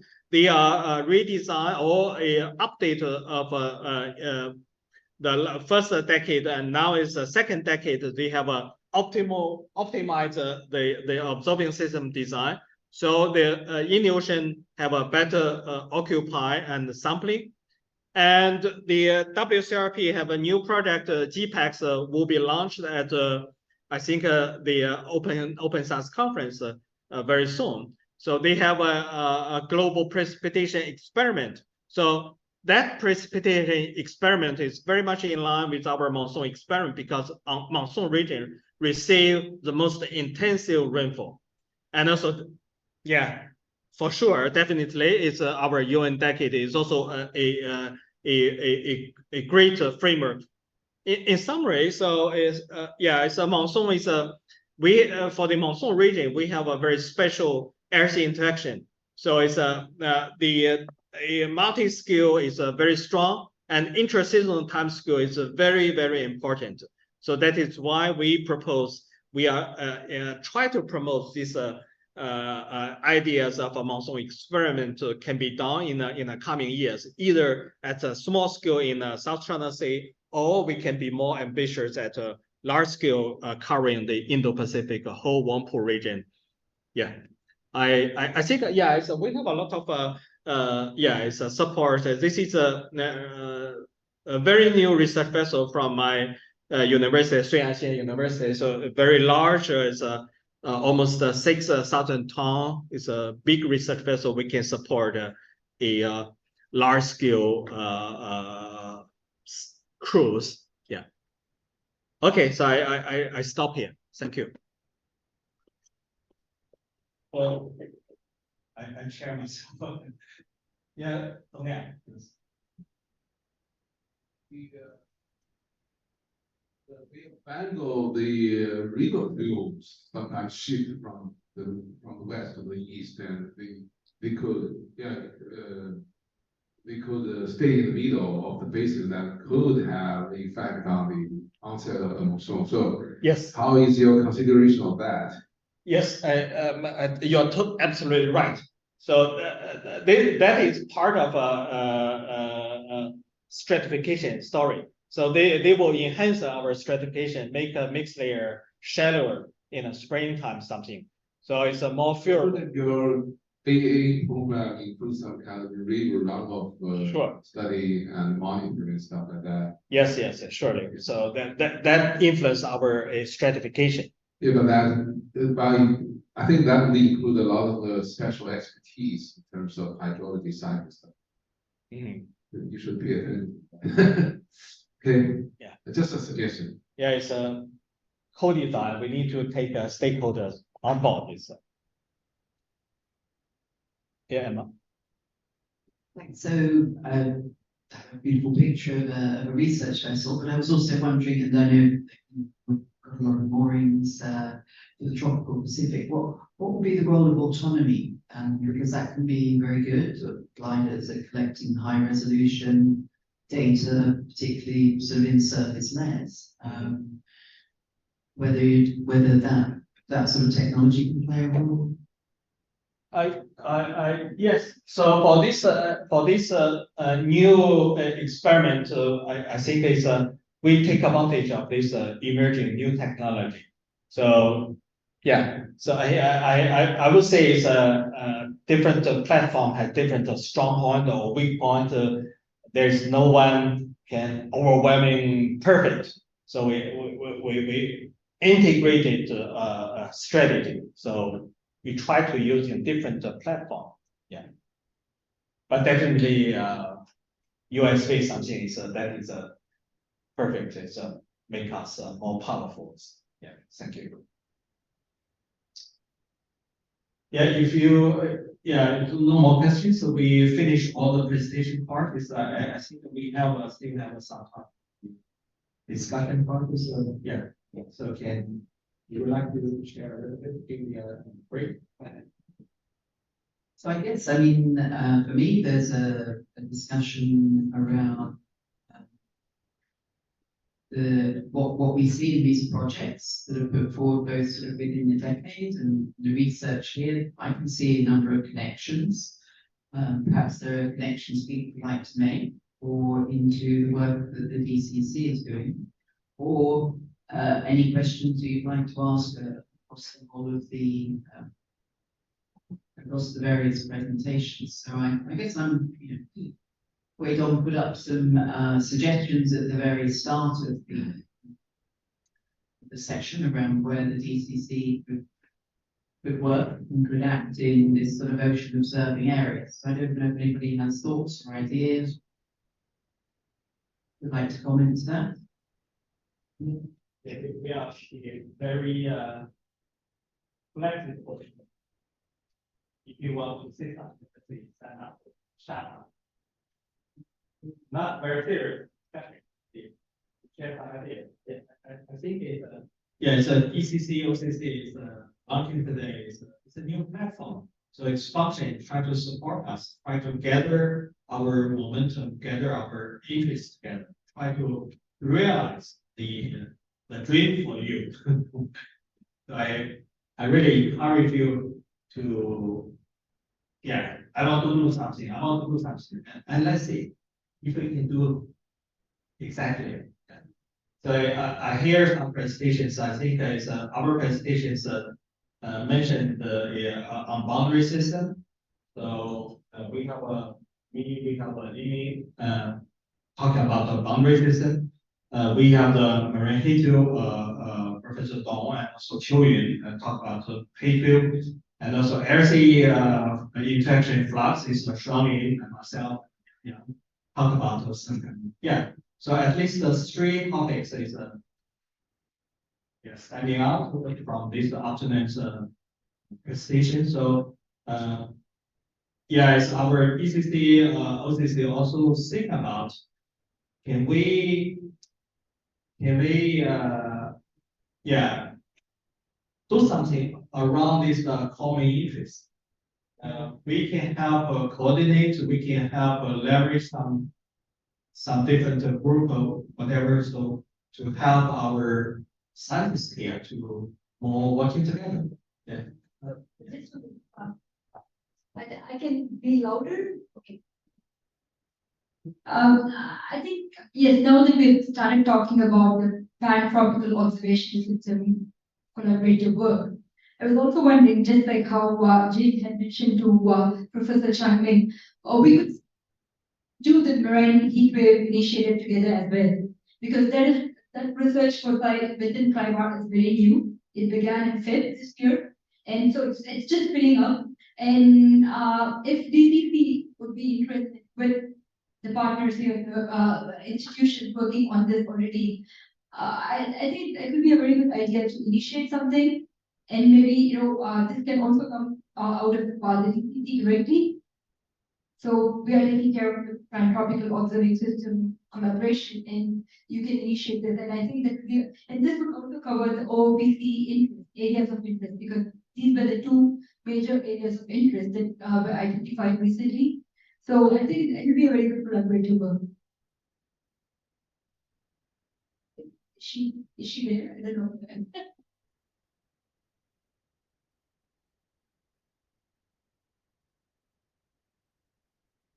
So I'm also thinking co-design that would be very important to link with CLIMAR, and so I think it's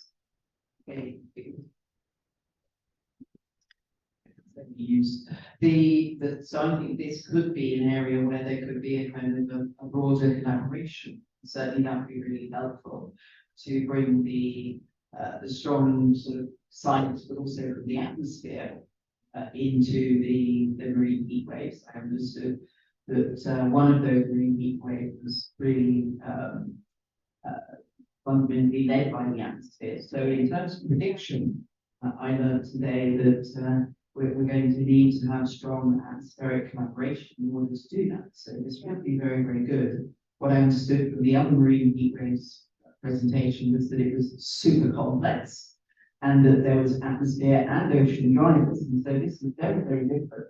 And so I think sort of having that global scope of both WHO's and CLIMAR, and and a strong regional presence in area, maybe we could look at understanding a little bit more around that and collecting some of these. There's some very strong work happening in Europe under some of it's just finished in the EURIT project that we were at the meeting that last week, and so they're also producing services now.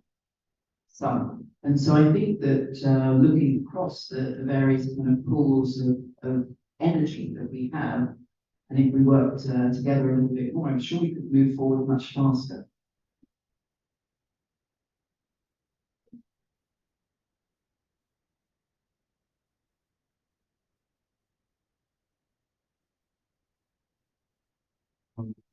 One comment and one question. The comment is for Dr.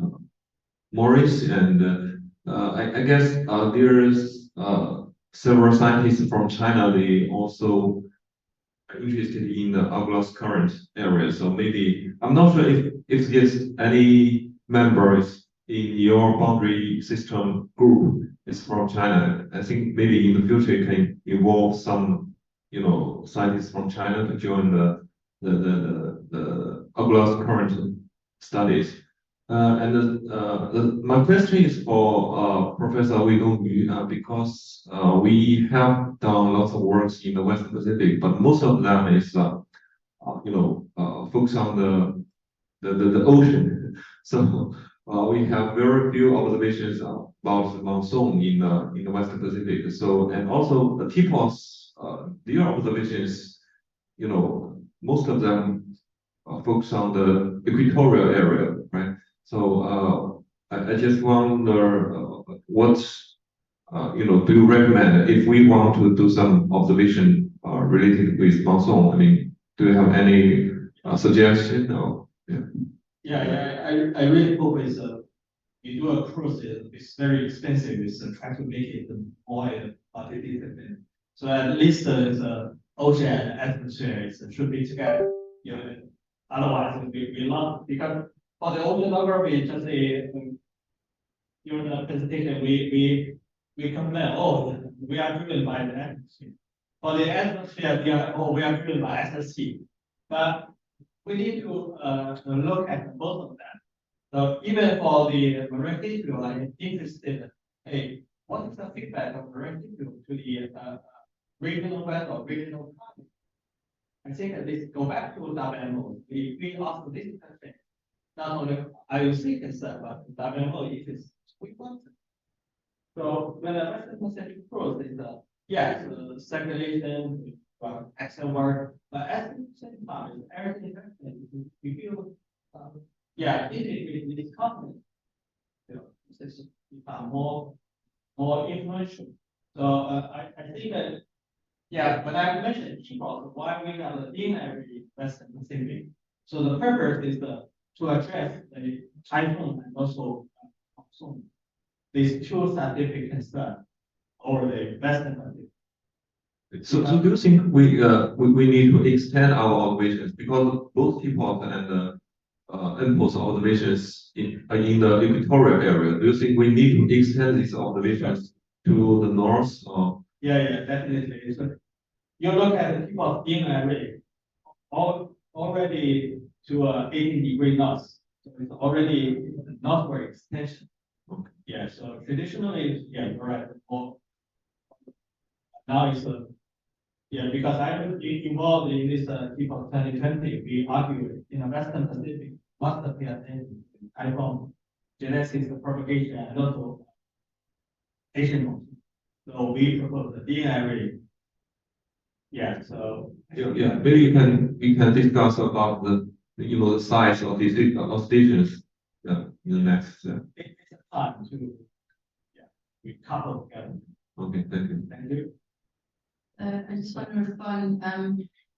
Yes, so at this stage, the boundary current work is we've been doing it ourselves and having conversations, but what we're thinking of with the steering committee is to have almost like a science input where you've got the one or two scientists from South Africa, but also key representatives or science inputs or engagement with the other boundary current systems, so that you have that learning at all times, and so that there's constantly inputs and help with the gaps and things like that.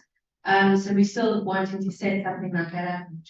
We had the time to do that, so it would be a very good idea. And then having an actual implementation, a group that actually does the nuts and bolts work of what instruments and how and all the rest of it. So yeah, that would be great.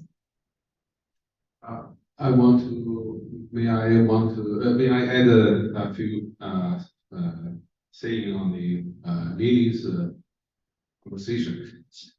It's a pity that this session didn't have a talk about Indonesian through flow. I think that's a particular setting for the interaction of the western boundary current directly with the eastern boundary current of the Indian Ocean.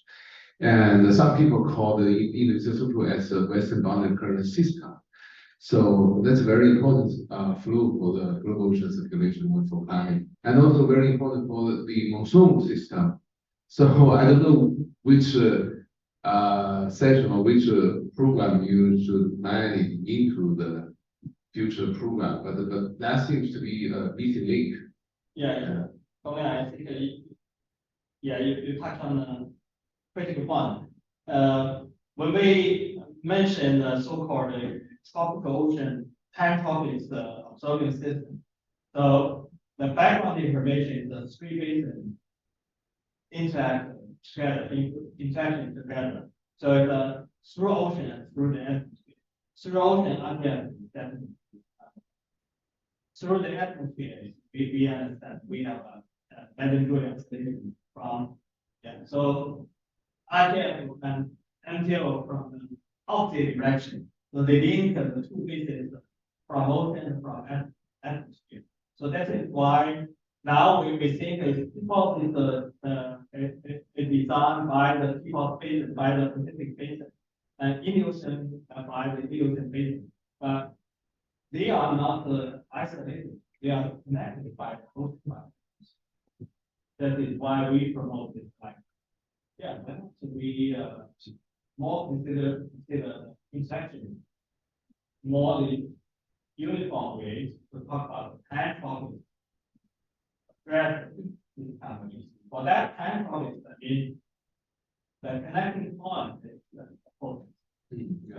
So basically, my suggestion that in the future planning, I think the throughput should be configured into the program. Number one, and number two, I noticed that the current study, although the pan-tropical interaction was actually clearly mentioned in the public literature, actually the interaction through the ocean is heavily overloaded or understudied, I would say. So I think I would call on some kind of program to focus on this point.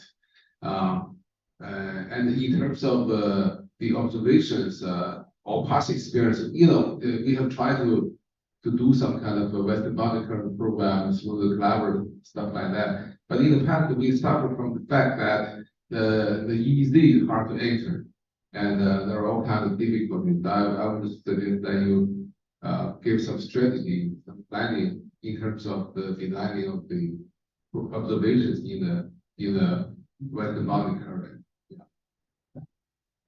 That was one of my questions. Ling was presenting is how did you get all those moorings into the dead? Yeah, he's suffering now. He probably will not be able to enter anymore for some time. So the long-term persistent observation is going to be a major problem. Even with autonomous instruments, we've seen with the Argo program, it's a complete nightmare all the time with this EEZ issue, and becomes even more so with the gliders because you're able to pilot them. So, autonomous observations aren't necessarily going to answer that question any easier. So if I might speak up slightly for some work that we're doing on EEZ issues with the IOC. Goose is putting it forward because prompted by the observing community, and we have reached out to the networks, but I don't think we've uncovered necessarily all of the kind of the pinch points of combined research, which is what we're talking about. If we ask the networks directly, which is our main route through Goose, they list a number of issues. Argo is the deployment, but the trick thing with the Argo is this is fine, but taking advantage of short notice deployments on various different sorts of commercial ships, or things becomes difficult, they're not able to take advantage of that, and so that has a cost. However, on the flip side, the most recent work we've done from the last IOC Executive Council, which was presented at the Assembly this year, is what did the networks say? What did the nations say? And most nations are actually relatively satisfied with the process because they don't feel the pain. that the observing system feels. And we're now sort of moving forward from that point in the assembly. Some do feel pain. It depends how much work they do in other EEZs, but in general, the perception of the process for providing permissions to enter into other country EEZs is deemed to be generally working okay. So we've set up an informal working group, so China should play a role in that at the IOC, and put forward some of the things that would make let's talk about perhaps looking at what might be a better practice, what would make things shorter and easier so that information is not provided at the last minute, and having a look across the various nations and how they interact. There's also regional agreements, which can be another for a piece of scientific work. You have a regional agreement. These operate, for example, in the Baltic, where permission is more or less guaranteed for the work that is sort of a part of HELCOM, and permissions are provided in sort of 4 to 6 weeks guaranteed, because that's the agreement that they've set up. So I think there's a lot to be learned from different practices that have now evolved, and I hope that we will take this forward as an informal working group. But I really encourage you to reach out to your IOC national focal point and put forward what the big issues are, and also let them work in the dialogue towards solutions, because from the flip side, from the nation side, it is their rights to know what happens in their territorial waters, inconvenient as it is. Yeah, and thank you for the layout of the actions. And another issue I want to mention is about the data sharing, and that also could be a major difficulty, obstacles to overcome, particularly in the territorial waters in the EEZ. So we also have to kind of lay out some strategy. I think for some of the journals who possibly ask the data to be put in the public dormitory repertories is a reasonable strategy, but sometimes that is against the national strategy, to be honest. So I don't know. So these are the areas of difficulties.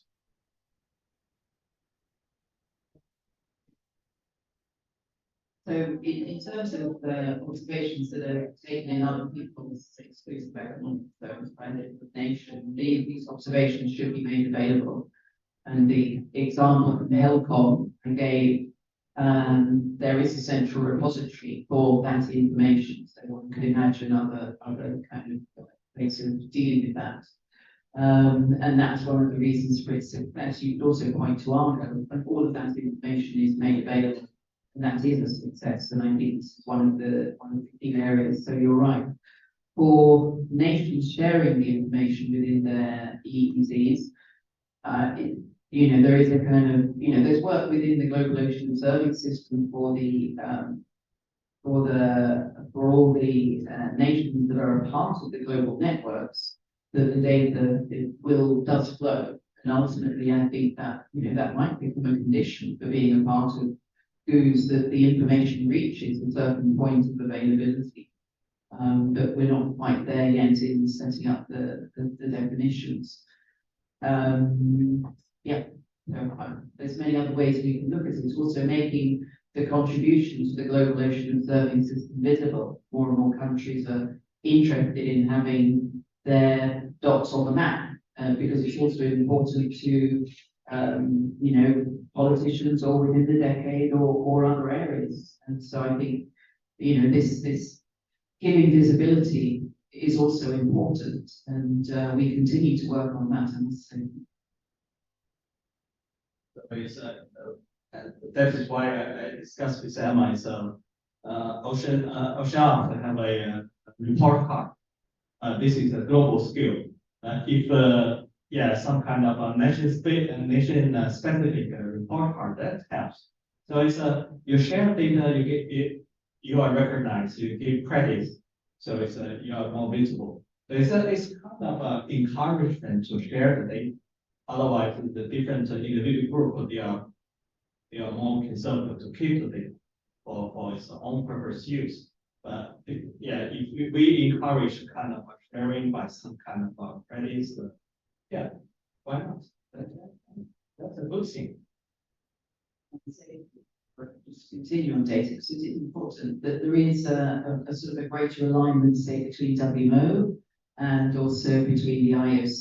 The new WMO data policy has a specific section for the first time on marine variables, and it says what nations should share and what they shall share.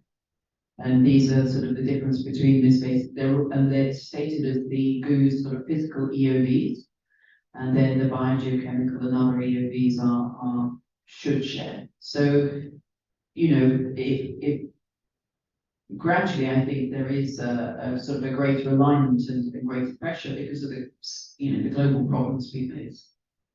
Maybe the SNT is likely to be included in the G1 to share. Yes. Yes. It's one as you said.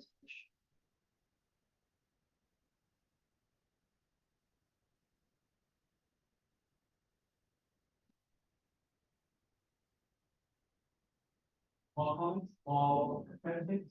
Or you have some benefits? Yeah.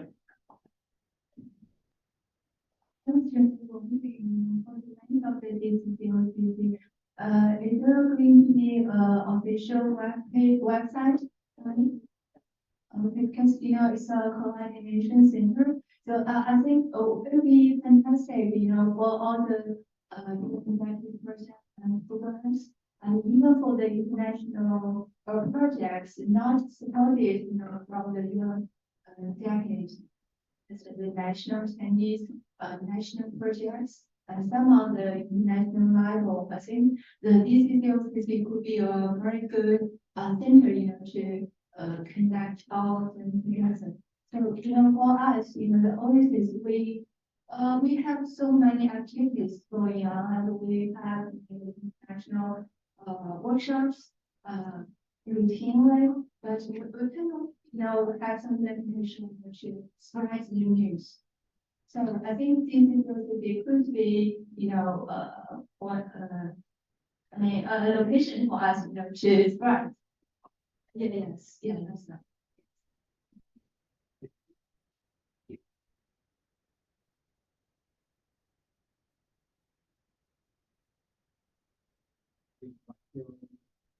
The data topics. Yeah, so would you like to maybe discuss some kind of data sharing or easy problem with from your IoT data management perspective? If you have any suggestions or comments for us how to promote data sharing?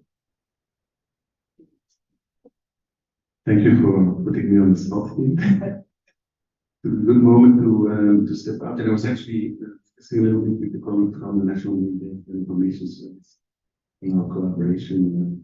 No, I think there's I think a long tradition already in the oceanographical community in terms of data and information exchange.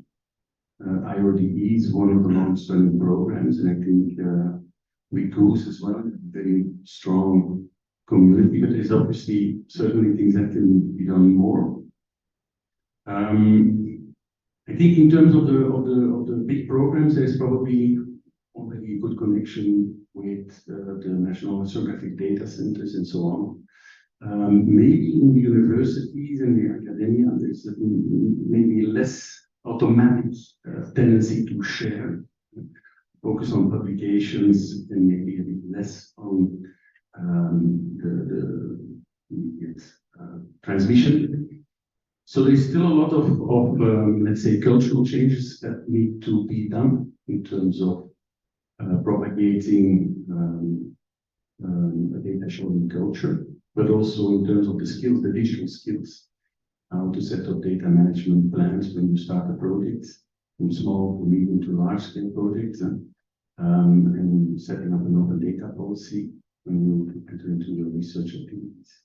So I think it's also a question of facilitating the expertise that exists within the data management and sharing community and bringing those in touch with the research community and those that actually collect the data. So that's also a little bit the role that I see for the dedicated coordination office for data sharing. We're going to be a relatively small group, but it's really to bring together those who have the expertise and the guidance and the technical facilities that exist. There are data ingestion facilities, there are public services that can help academia and the research community to share their data and tell them how to do, and provide the repositories and resources to host and share that data. But it's not always known, and so making that training to educate the scientists to be able to do so. Yes, that's these are a few things that we certainly want to put forward. Yeah.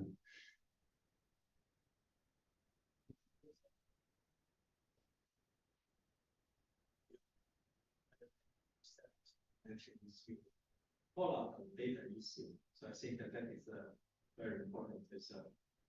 For observations, data is a very central topic. We want to do more around the data issue. So it's data issue. I think indeed on the data sharing, there's a lot of gain to be made, because as you all know, ocean observations are extremely expensive, and even if we decrease the cost by cheaper buoys or observing tools, it's still very expensive. So it's really the investment in data management is relatively small to make the most of that investment. And so I think we still have a lot of improvements to be made there. There's still a lot of profit to be made. And today, let's say if you look at in the structure of the decade, you have the different layers. You have the decade coordination office for ocean observing, ocean prediction, and ocean data sharing. Around that, you have all the thematic collaborative centers like yours. And it's really our role to support you in that environment that you can improve your work. So we are happy to collaborate. Thank you.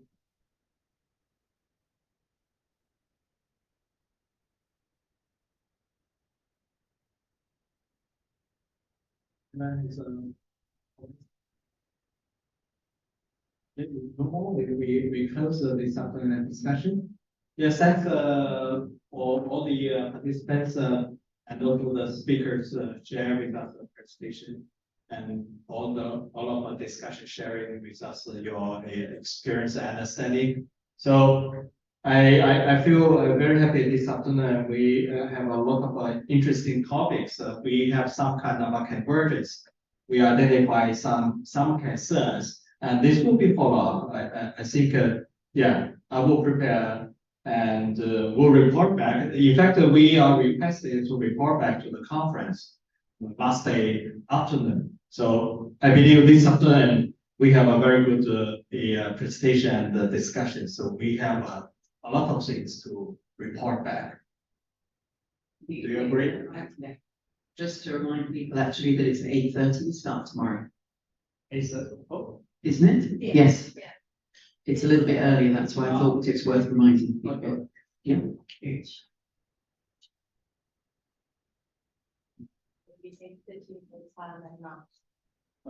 Yeah. Yeah, because tomorrow we have a US input in the case. We have some very different time difference. And tomorrow there's going to be quite a lot of focus on tropical cyclones, if I remember correctly as well. Yeah. So please come back tomorrow to continue the discussions. Thank you. Enjoy. I think we'll have a back here. Yeah. Okay. With a cultural event. So enjoy. I should say, indeed, thinking will. Oh, 也可以，也可以，也可以。那如果把孩子。Yeah. So today we talk a lot. So we are meeting for you. Okay, we're meeting for you tomorrow. Thank you all. Please stop here. We'll see you tomorrow.